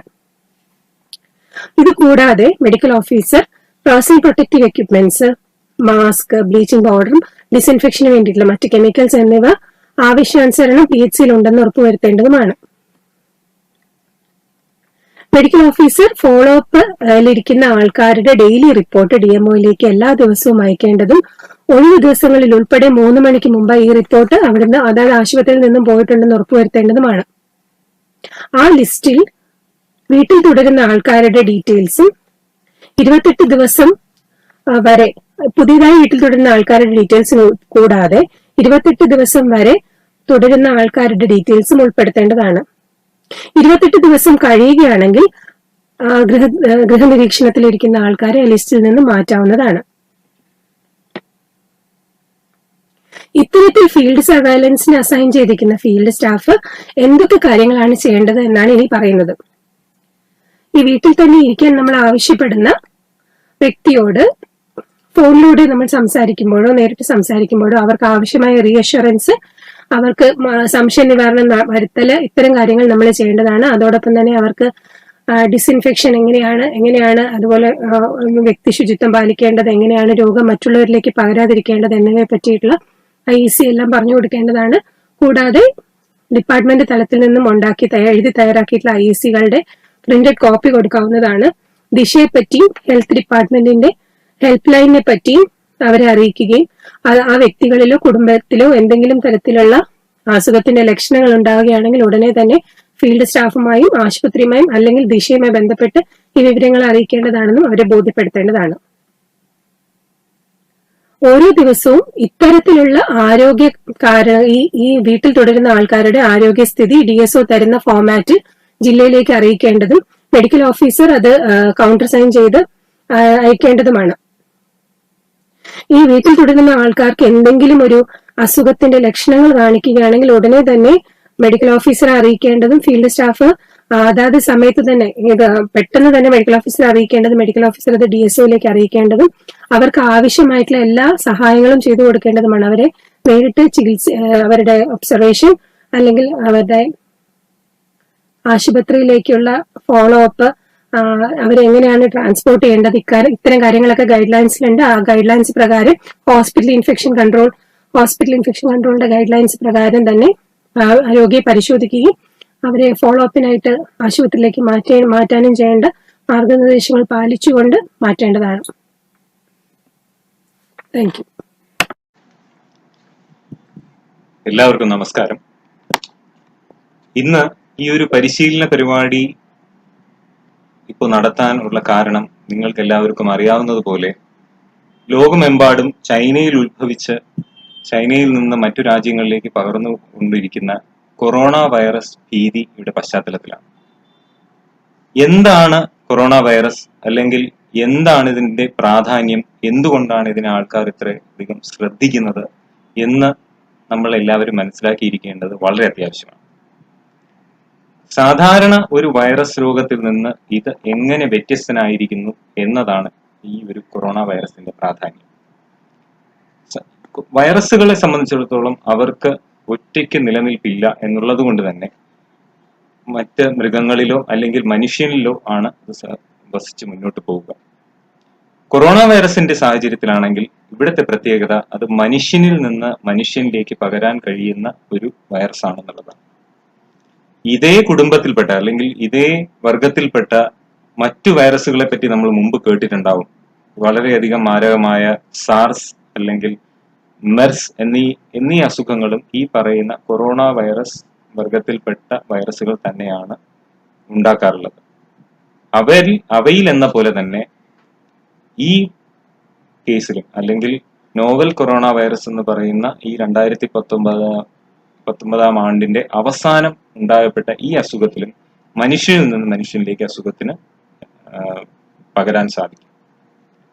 ഇപ്പോൾ ഈ ഒരു അസുഖം തുടങ്ങിയത് ചൈനയിലെ ഹ്യുബൈ പ്രൊവിൻസിലെ വുഹാൻ എന്ന് പറയുന്ന സിറ്റിയിലാണ്. അവിടെ 2019 ഡിസംബർ ആണ്ടോടുകൂടി തുടങ്ങി ഇപ്പോൾ 2000-ലധികം ആൾക്കാരെ ബാധിച്ചു കഴിഞ്ഞിരിക്കുന്ന ഈ അസുഖം ഏകദേശം 100ഓളം ആൾക്കാർക്കും മരണം ഉണ്ടാക്കി എന്നതാണ് ഇതിന്റെ മാരകശേഷി സൂചിപ്പിക്കുന്നത്. ഇത് ചൈനയിൽ നിന്ന് തുടങ്ങി മറ്റ് രാജ്യങ്ങളിലും അസുഖം റിപ്പോർട്ട് ചെയ്യപ്പെട്ട് തുടങ്ങിയിരിക്കുന്നു എന്നതാണ് അതിന്റെ പ്രാധാന്യം സൂചിപ്പിക്കുന്നത്. നമ്മൾ ശ്രദ്ധിക്കേണ്ടത്, ആരോഗ്യ പ്രവർത്തകരെന്ന നിലയിൽ നമ്മുടെ നാട്ടിൽ മറ്റ് സ്ഥലങ്ങളിൽ നിന്ന് കൊറോണ വൈറസ് റിപ്പോർട്ട് ചെയ്യപ്പെട്ട സ്ഥലങ്ങളിൽ നിന്ന് വരുന്ന ആൾക്കാരിൽ ഇത്തരത്തിലുള്ള അസുഖങ്ങൾ ശ്വാസകോശ സംബന്ധമായ അല്ലെങ്കിൽ പനിയോ ജലദോഷം, ചുമ എന്നീ അസുഖ ലക്ഷണങ്ങളോട് കൂടിയ അസുഖം റിപ്പോർട്ട് ചെയ്യപ്പെടുന്നുണ്ടോ എന്ന് വളരെയധികം ശ്രദ്ധ പുലർത്തേണ്ടതാണ്. ഈ ഒരു സാഹചര്യത്തിൽ തന്നെ നമുക്ക് എന്താണ് ശ്രദ്ധിക്കേണ്ടത്, അല്ലെങ്കിൽ എന്താണ് ഇതിന്റെ പ്രാധാന്യം, എന്തിനെയാണ് നമ്മൾ കൊറോണ സസ്പെക്ട് കേസ് എന്ന് വിളിക്കേണ്ടത്, ഇങ്ങനെ നിരവധി ചോദ്യങ്ങൾക്ക് ഉത്തരം നമുക്ക് അറിയാമെങ്കിൽ മാത്രമേ, അല്ലെങ്കിൽ നമുക്ക് സ്പഷ്ടമായി അറിയാമെങ്കിൽ മാത്രമേ നമുക്ക് അത് മറ്റുള്ളവർക്ക് പറഞ്ഞു കൊടുക്കാനും അല്ലെങ്കിൽ മുകളിൽ നമ്മുടെ ഹയർ അതോറിറ്റീസിൽ നിന്ന് ഒരു പേപ്പർ വരുമ്പോൾ അല്ലെങ്കിൽ അതിനനുസരിച്ച് നമുക്ക് ചുവടുവയ്പ്പുകൾ നടത്താൻ സാധിക്കുകയുള്ളൂ. അതോടൊപ്പം തന്നെ basic infection prevention control measures എന്തൊക്കെയാണ്, എന്തൊക്കെ ശ്രദ്ധിക്കണം, അസുഖം സംശയിക്കപ്പെടുന്ന ഒരാളെ കിട്ടിയാൽ നമ്മൾ എന്താണ് ചെയ്യേണ്ടത്, ഈ കാര്യങ്ങൾ നമുക്ക് പറയാൻ സാധിക്കണം. ആദ്യമായി ഈ ഒരു ഘട്ടത്തിൽ കേസ് ഡെഫിനിഷൻ അല്ലെങ്കിൽ അസിംപ്റ്റമാറ്റിക് ട്രാവലർ ആരാണ് എന്ന് നമുക്ക് മനസ്സിലാക്കാൻ ശ്രമിക്കാം. ചൈനയിൽ നിന്ന്, അതിപ്പോ വുഹാൻ സിറ്റി തന്നെ ആയിക്കൊള്ളണം എന്നില്ല, കാരണം തുടക്കത്തിൽ വുഹാൻ സിറ്റിയിലാണ് അസുഖം ആരംഭിച്ചതെങ്കിലും ഇപ്പോൾ ചൈനയിലെ മറ്റ് പല പ്രവിശ്യകളിലും കേസുകൾ റിപ്പോർട്ട് ചെയ്യപ്പെട്ടിട്ടുള്ളതിനാൽ അവിടെ നിന്ന് ചൈനയിൽ നിന്ന് വരുന്ന അല്ലെങ്കിൽ ചിലപ്പോൾ മുന്നോട്ട് പോകുന്നതിനനുസരിച്ച് മറ്റ് പല രാജ്യങ്ങളിലും ചിലപ്പോൾ കേസുകൾ റിപ്പോർട്ട് ചെയ്യപ്പെട്ട് ലോകാരോഗ്യ സംഘടന അവരെ കൊറോണ വൈറസ് അഫക്റ്റഡ് എന്ന് പറയുകയാണെങ്കിൽ അവിടെ നിന്ന് വരുന്ന ആൾക്കാരെയും നമ്മൾ എയർപോർട്ടിൽ പോയിന്റ് ഓഫ് എൻട്രി എന്ന് പറയുന്ന എയർപോർട്ടുകളിലോ അല്ലെങ്കിൽ ഹാർബറുകളിലോ വന്ന ആൾക്കാരെ ആണ് അസിംറ്റമാറ്റിക് ട്രാവലർ എന്ന് വിളിക്കുക. അങ്ങനെ വിളിക്കണമെങ്കിൽ അവർക്ക് പ്രത്യേകിച്ച് യാതൊരുവിധ രോഗലക്ഷണങ്ങളും ഉണ്ടാകാൻ പാടില്ല. അങ്ങനെയാണെങ്കിൽ മാത്രമേ അവരെ അസിംറ്റമാറ്റിക് ട്രാവലേഴ്സ് എന്ന് വിളിക്കാൻ സാധിക്കുകയുള്ളൂ. ഇനി അസിംറ്റമാറ്റിക് അല്ലാതെ സസ്പെക്റ്റഡ് കേസ്, ഇവരാണ് കുറച്ചുകൂടെ പ്രധാനപ്പെട്ട ആൾക്കാർ. സസ്പെക്റ്റഡ് കേസ് എന്ന് പറയുന്നത് ഇമ്മീഡിയറ്റ് ആയിട്ട് നമ്മുടെ അറ്റൻഷൻ വേണ്ട ആൾക്കാരാണ്. ഏതൊരു വ്യക്തിക്കും സിവിയർ അക്യൂട്ട് റെസ്പിറേറ്ററി ഇൽനെസ് അല്ലെങ്കിൽ ശ്വാസകോശ സംബന്ധമായ കുറച്ചുകൂടെ സീരിയസ് ആയിട്ടുള്ള അസുഖമുള്ള ആൾക്കാർ, അവർക്ക് പനിയും ചുമയും കാരണം ആശുപത്രിയിൽ അഡ്മിറ്റ് ചെയ്യപ്പെട്ടതോടൊപ്പം തന്നെ മറ്റൊരു തരത്തിലുള്ള രോഗാണു കൊണ്ടും വന്നിട്ടുള്ള അസുഖമാണെന്ന് നമുക്ക് തെളിയിക്കാൻ പറ്റുന്നില്ലെങ്കിൽ, അതായത് നമുക്ക് എന്ത് കാരണമാണ് എന്ന് തെളിയിക്കാൻ പറ്റുന്നില്ല, പക്ഷെ അവർക്ക് സിവിയർ അക്യൂട്ട് റെസ്പിറേറ്ററി ഇൽനെസ് ഉണ്ട്, ആ ആൾക്കാർ ചില പ്രത്യേക സാഹചര്യങ്ങളിൽ നമ്മുടെ രോഗപ്രതിരോധ ശേഷി കുറഞ്ഞിരിക്കുന്ന അവസരത്തിൽ എറ്റിപ്പിക്കൽ പ്രസന്റേഷൻ, സാധാരണ കാണിക്കാത്ത തരത്തിലുള്ള രോഗലക്ഷണങ്ങൾ കാണിക്കുന്നവരെയും ഈ ഗണത്തിൽ നമുക്ക് പെടുത്തേണ്ടി വരും. അവരെയാണ് സസ്പെക്ട് കേസ് എന്ന് വിളിക്കുന്നത്. ഇനി സസ്പെക്ട് കേസ് എന്നുള്ള ആ ഒരു ഡെഫിനിഷൻ പൂർണ്ണമാകണമെങ്കിൽ ഞാൻ മുൻപറഞ്ഞ കണ്ടീഷനുകളോടൊപ്പം തന്നെ ഒരു കണ്ടീഷനും കൂടെ വേണം. അതായത് അവര് വുഹാനിൽ നിന്നോ അല്ലെങ്കിൽ ചൈനയിൽ നിന്നോ 14 ദിവസത്തിനുള്ളിൽ, ഇവിടെ ഈ ഒരു രോഗലക്ഷണങ്ങൾ തുടങ്ങുന്നതിന് 14 ദിവസത്തിനുള്ളിൽ ചൈനയിൽ യാത്ര ചെയ്തിട്ടുണ്ടാകണം. യാത്ര ചെയ്തിട്ടാണ് അവർ കേരളത്തിലേക്ക് എത്തിയിട്ടുള്ളതെങ്കിൽ അവരെ നമുക്ക് സസ്പെക്ട് കേസ് എന്ന് വിളിക്കാം. ഇനി അവരെ മാത്രമേ വിളിക്കാൻ പറ്റുള്ളൂ? അല്ല, ഏതൊരു ഹെൽത്ത് വർക്കറും, അതിപ്പോ ഡോക്ടർ ആയിക്കോട്ടെ, സ്റ്റാഫ് നേഴ്സ് ആയിക്കോട്ടെ, ഇല്ല ലാബ് ടെക്നീഷ്യൻ ആയിക്കോട്ടെ, ഇല്ല ഏതൊരു ഹെൽത്ത് വർക്കറും സിവിയർ അക്യൂട്ട് റെസ്പിറേറ്ററി ഇൻഫെക്ഷൻ ഉള്ള രോഗികളെ പരിചരിക്കുന്ന ICUയിലോ അല്ലെങ്കിൽ വാർഡിലോ ഒക്കെ ജോലി ചെയ്തിട്ടുള്ള ആൾക്കാർക്കാണ് ഇത്തരത്തിലുള്ള ലക്ഷണങ്ങൾ വരുന്നതെങ്കിൽ അവരെയും നമ്മൾ സസ്പെക്ട് കേസ് എന്ന ഡെഫിനിഷനിൽ ഉൾപ്പെടുത്തേണ്ടി വരും. ഇനി ചില ആൾക്കാർ ഇപ്പോ ഇത്തരത്തിലുള്ള യാത്രാ ഹിസ്റ്ററിയോ അല്ലെങ്കിൽ ഇത്തരത്തിലുള്ള ആൾക്കാരെ ചികിത്സിച്ച ഒന്നുമില്ലെങ്കിലും നമുക്ക് എക്സ്പ്ലെയിൻ ചെയ്യാൻ പറ്റാത്ത വിധത്തിൽ ഉള്ള, സാധാരണഗതിയിൽ നമ്മൾ കണ്ടുവരാത്ത രോഗലക്ഷണങ്ങൾ ഉള്ള ആൾക്കാരെയും നമുക്ക് ഈ ഗണത്തിൽ തന്നെ, സസ്പെക്ട് കേസ് എന്ന ഗണത്തിൽ തന്നെ പെടുത്തേണ്ടി വരും. അവർക്ക് മറ്റേതെങ്കിലും രോഗാണു ഉണ്ട് എന്ന് തെളിയിക്കപ്പെട്ടാൽ പോലും ഇപ്പോഴത്തെ സാഹചര്യത്തിൽ അവരെ സസ്പെക്ട് കേസ് എന്ന് തന്നെ നമുക്ക് കണക്കാക്കേണ്ടി വരും. ഇനി ചില ആൾക്കാർ 14 അക്യൂട്ട് റെസ്പിറേറ്ററി ഇൽനെസ്സോട് കൂടി 14 ദിവസത്തിനുള്ളിൽ അത് വന്നതോടൊപ്പം തന്നെ അവർക്ക് കൊറോണ വൈറസ് ഇൻഫെക്ഷൻ ഉണ്ട് എന്ന് തെളിയിക്കപ്പെട്ട വ്യക്തിയുമായി ക്ലോസ് ഫിസിക്കൽ കോണ്ടാക്ട് ഉണ്ടെങ്കിൽ അവരെയും നമുക്ക് ഈ ഗണത്തിൽ തന്നെ പെടുത്തേണ്ടി വരും. ഇനി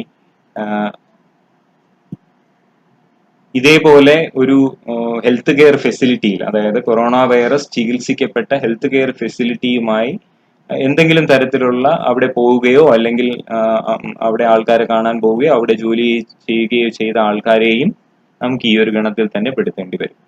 ഇനി ചില സാഹചര്യങ്ങളിൽ കൊറോണ വൈറസ് മനുഷ്യൻ എന്ന പോലെ തന്നെ മൃഗങ്ങളിലും വസിക്കാറുണ്ട്. ഇത്തരത്തിൽ മൃഗങ്ങളിൽ വസിക്കുന്ന അവസരത്തിൽ അത്തരത്തിൽ മൃഗങ്ങളുമായി ഒരു ഡയറക്റ്റ് കോണ്ടാക്ട് വന്നിട്ടുണ്ടെങ്കിൽ അതിനെയും നമുക്ക് സസ്പെക്ട് കേസ് എന്ന ഗണത്തിൽ പെടുത്തേണ്ടി വരും. ഇനി ആശുപത്രികളിൽ ഒരു ശ്വാസകോശ സംബന്ധമായുള്ള സീരിയസ് അസുഖങ്ങളെ പരിചരിച്ച ഹെൽത്ത് കെയർ പേഴ്സണലിന് അസുഖം വരികയാണെങ്കിൽ നമ്മൾ ഔട്ട്ബ്രേക്ക് മോണിറ്ററിംഗ് യൂണിറ്റിനെ അലർട്ട് ചെയ്ത് അവരുടെ കൂടെ തീരുമാനപ്രകാരമായിരിക്കും മുന്നോട്ടുള്ള ചികിത്സാ വിധികൾ തീരുമാനിക്കുക. ഇനി സസ്പെക്ട് കേസ് എന്ന് പറയുന്നത് നമുക്ക് കുറേയധികം കണ്ടീഷണാലിറ്റി ഉണ്ടെങ്കിലും കൺഫേംഡ് കേസ് എന്ന് പറയുന്നതിന്റെ ഡെഫിനിഷൻ വളരെ ക്ലിയർ ആണ്.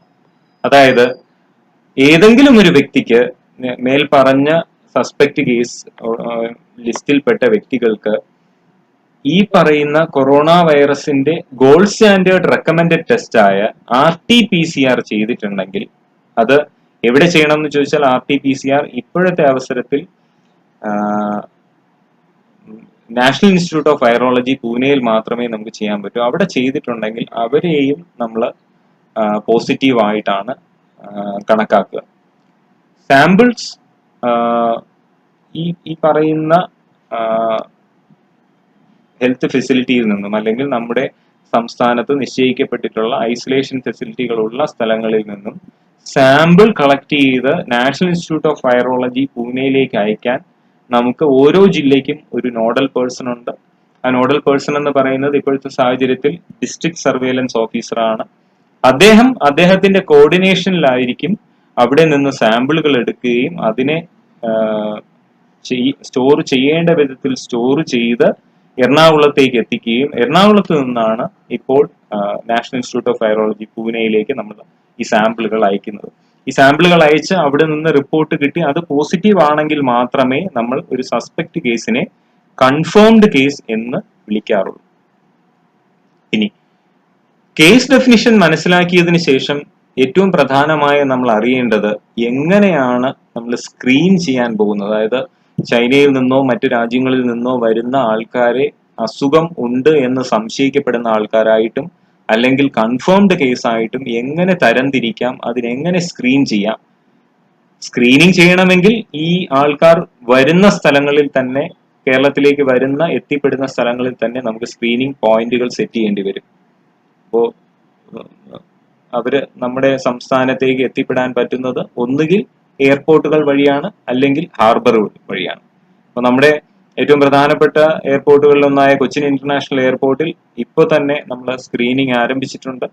തിരുവനന്തപുരം ഇന്റർനാഷണൽ എയർപോർട്ടിൽ 28-ാം തീയതി മുതൽ തന്നെ സ്ക്രീനിങ് തുടങ്ങിയിട്ടുണ്ട്. മറ്റ് സ്ഥലങ്ങളിലേക്കും, അതായത് H1N1, എബോള, സിക്ക വൈറസ് എന്നീ അസുഖങ്ങൾ വന്നപ്പോഴും ഇത്തരത്തിലുള്ള സ്ക്രീനിങ് പരിപാടികൾ നമ്മൾ നമ്മുടെ എയർപോർട്ടുകളിൽ ആസൂത്രണം ചെയ്തിരുന്നു. അത് ഇവിടെയും തുടരുന്നതായിരിക്കും.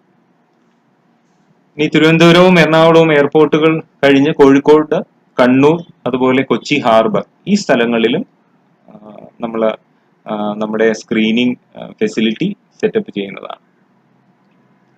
ഇനി ഈ എയർപോർട്ടുകളിലെയോ ഹാർബറുകളിലെയോ എയർപോർട്ട് ഹെൽത്ത് ഓഫീസറും പോർട്ട് ഹെൽത്ത് ഓഫീസറും സ്റ്റേറ്റ് സർവൈലൻസ് ഓഫീസറായ അഡീഷണൽ ഡയറക്ടർ പബ്ലിക് ഹെൽത്ത് ഈ രോഗലക്ഷണങ്ങൾ ഇല്ലാത്ത ആൾക്കാരുടെ ലിസ്റ്റ്, അതായത് അസിംറ്റമാറ്റിക് പാസഞ്ചേഴ്സിന്റെ ലിസ്റ്റ്, അവിടെ മറ്റ് സ്ഥലങ്ങളിൽ നിന്ന് വരുന്നവരുടെ ലിസ്റ്റ് ഇവർക്ക് കൊടുക്കുകയും ഈ സ്റ്റേറ്റ് സർവൈലൻസ് യൂണിറ്റിൽ നിന്ന് അല്ലെങ്കിൽ നമ്മുടെ സ്റ്റേറ്റ് കൺട്രോൾ റൂമിൽ നിന്ന് ജില്ലകളിലേക്ക് ഈ ലിസ്റ്റ് കൊടുക്കുകയും ജില്ലകളിൽ നിന്ന് ഇവർ കൃത്യമായി ഫോളോ അപ്പ് ചെയ്യേണ്ടതും വളരെ അത്യാവശ്യമാണ്.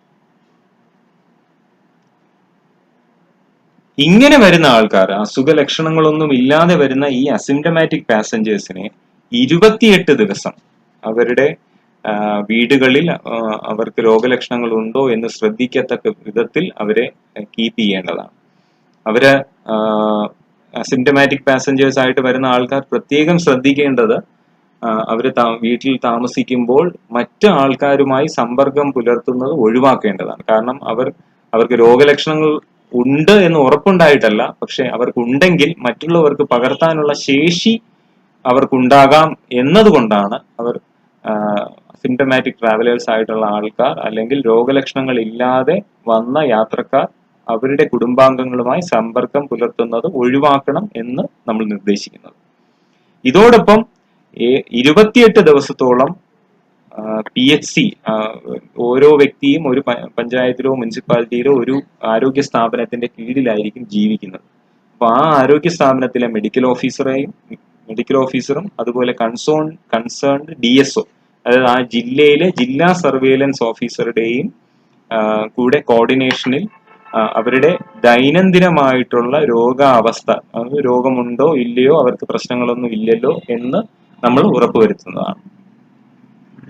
ഇനി വളരെ പ്രധാനപ്പെട്ട ഒരു കൂട്ടം ആൾക്കാർ, അവിടെ നിന്ന് വരുന്ന യാത്രക്കാരിൽ രോഗലക്ഷണങ്ങൾ ഉണ്ടെങ്കിൽ, വളരെ പ്രധാനപ്പെട്ട ആൾക്കാരാണ്. കാരണം ഇവർക്ക് അസുഖം വരുന്ന വഴിയോ അല്ലെങ്കിൽ അവരുമായി സമ്പർക്കം പുലർത്തുന്ന ആർക്ക് വേണമോ അസുഖം പകർത്താനുള്ള ശേഷിയുണ്ട്.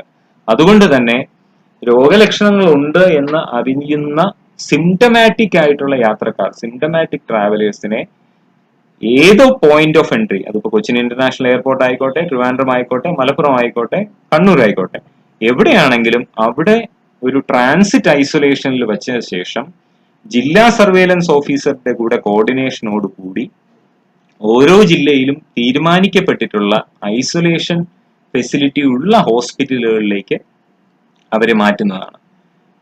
അവരെ മാറ്റുമ്പോൾ അത് അവർ വരുന്ന സാഹചര്യത്തിൽ തന്നെ അവർക്ക് മാസ്ക് കൊടുക്കുകയും അതിനുശേഷം ആംബുലൻസിലോ അല്ലെങ്കിൽ തത്തുല്യമായിട്ടുള്ള ഐസൊലേഷൻ ഫെസിലിറ്റി ഉള്ള വാഹനങ്ങളിലോ ആയിരിക്കും അവരെ അങ്ങോട്ടേക്ക് മാറ്റുക.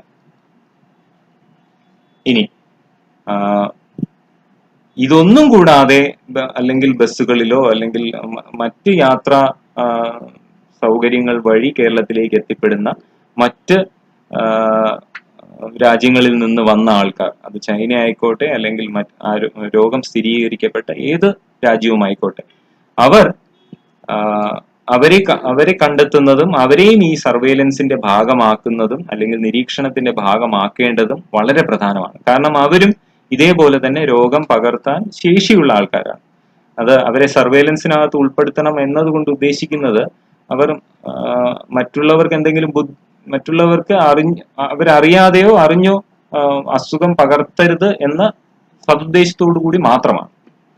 ഇനി ഏതെങ്കിലും ഒരു വ്യക്തിയെ നമ്മൾ അസുഖമുണ്ട് അല്ലെങ്കിൽ സിംറ്റമാറ്റിക് പാസഞ്ചർ ആണെന്ന് കണ്ടു കഴിഞ്ഞാൽ ആ വ്യക്തിയുമായി കോണ്ടാക്റ്റിൽ വന്ന എല്ലാവരെയും, അതായത് ഒരു ഉദാഹരണം പറഞ്ഞാൽ, ഒരു എയർപോർട്ടിൽ ചൈനയിൽ നിന്ന് വരുന്ന ഒരു വ്യക്തിക്ക് അദ്ദേഹത്തിന് പനിയും ജലദോഷവും ഉണ്ടെങ്കിൽ അയാളെ നമ്മൾ സസ്പെക്ട് കേസ് ആക്കണം.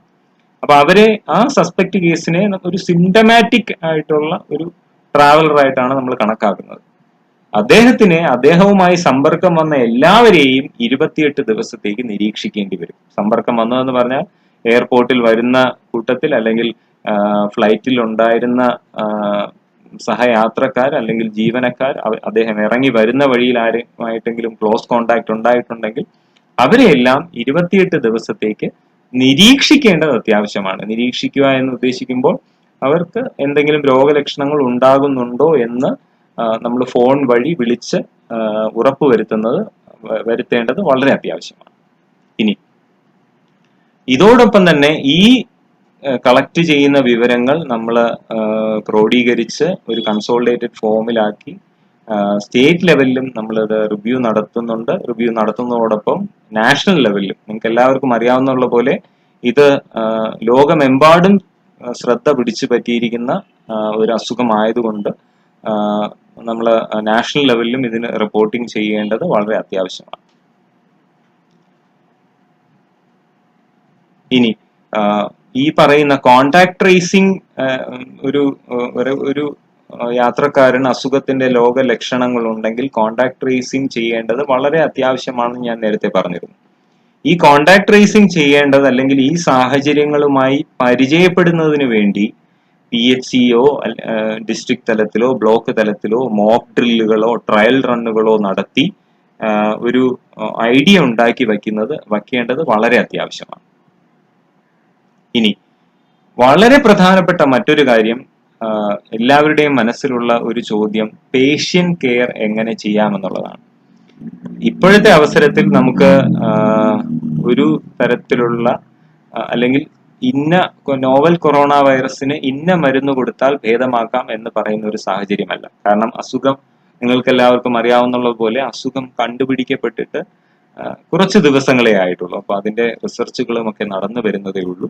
നമ്മൾ ഇപ്പോഴത്തെ അവസരത്തിൽ ഏതൊരു വൈറൽ അസുഖത്തെയും എങ്ങനെയാണോ ചികിത്സിക്കുക അത്തരത്തിലായിരിക്കും നോവൽ കൊറോണ വൈറസ് അസുഖത്തെയും നമ്മൾ ചികിത്സിക്കുക. ഒരു രോഗിയുടെ രോഗലക്ഷണങ്ങൾക്കനുസരിച്ച് അതിനനുസരിച്ചിട്ടുള്ള ചികിത്സയായിരിക്കും നമ്മൾ ആ രോഗിക്ക് പ്രദാനം ചെയ്യുക. അതിനു വേണ്ടിയിട്ടുള്ള സജ്ജീകരണങ്ങളെല്ലാം 14 ജില്ലകളിലും നമ്മൾ ഓരോ ജില്ലയിലും 2 ആശുപത്രി വെച്ച് ഐഡന്റിഫൈ ചെയ്ത് ഇയർമാർക്ക് ചെയ്ത് വെച്ചിട്ടുണ്ട്. അതിനനുസരിച്ചിട്ടായിരിക്കും നമ്മൾ ചികിത്സ കൊടുക്കുക. ഇത്രയുമാണ് ഈ ഒരു സെഷനിൽ ഞാൻ പറയാൻ ഉദ്ദേശിച്ചത്. നിങ്ങൾക്ക് എല്ലാവർക്കും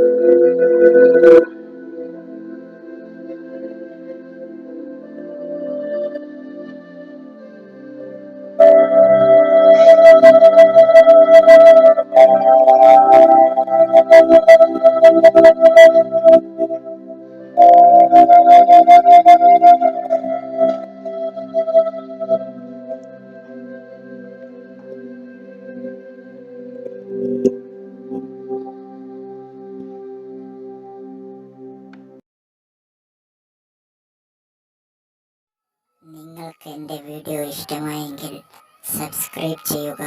കൂടെ തൊട്ടടുത്തുള്ള ബെല്ലൈക്കൺ അമർത്തിയാൽ ഞാൻ വീഡിയോ അപ്ലോഡ് ചെയ്യുമ്പോൾ നിങ്ങൾക്ക് നോട്ടിഫിക്കേഷനായി എത്തുന്നതായിരിക്കും.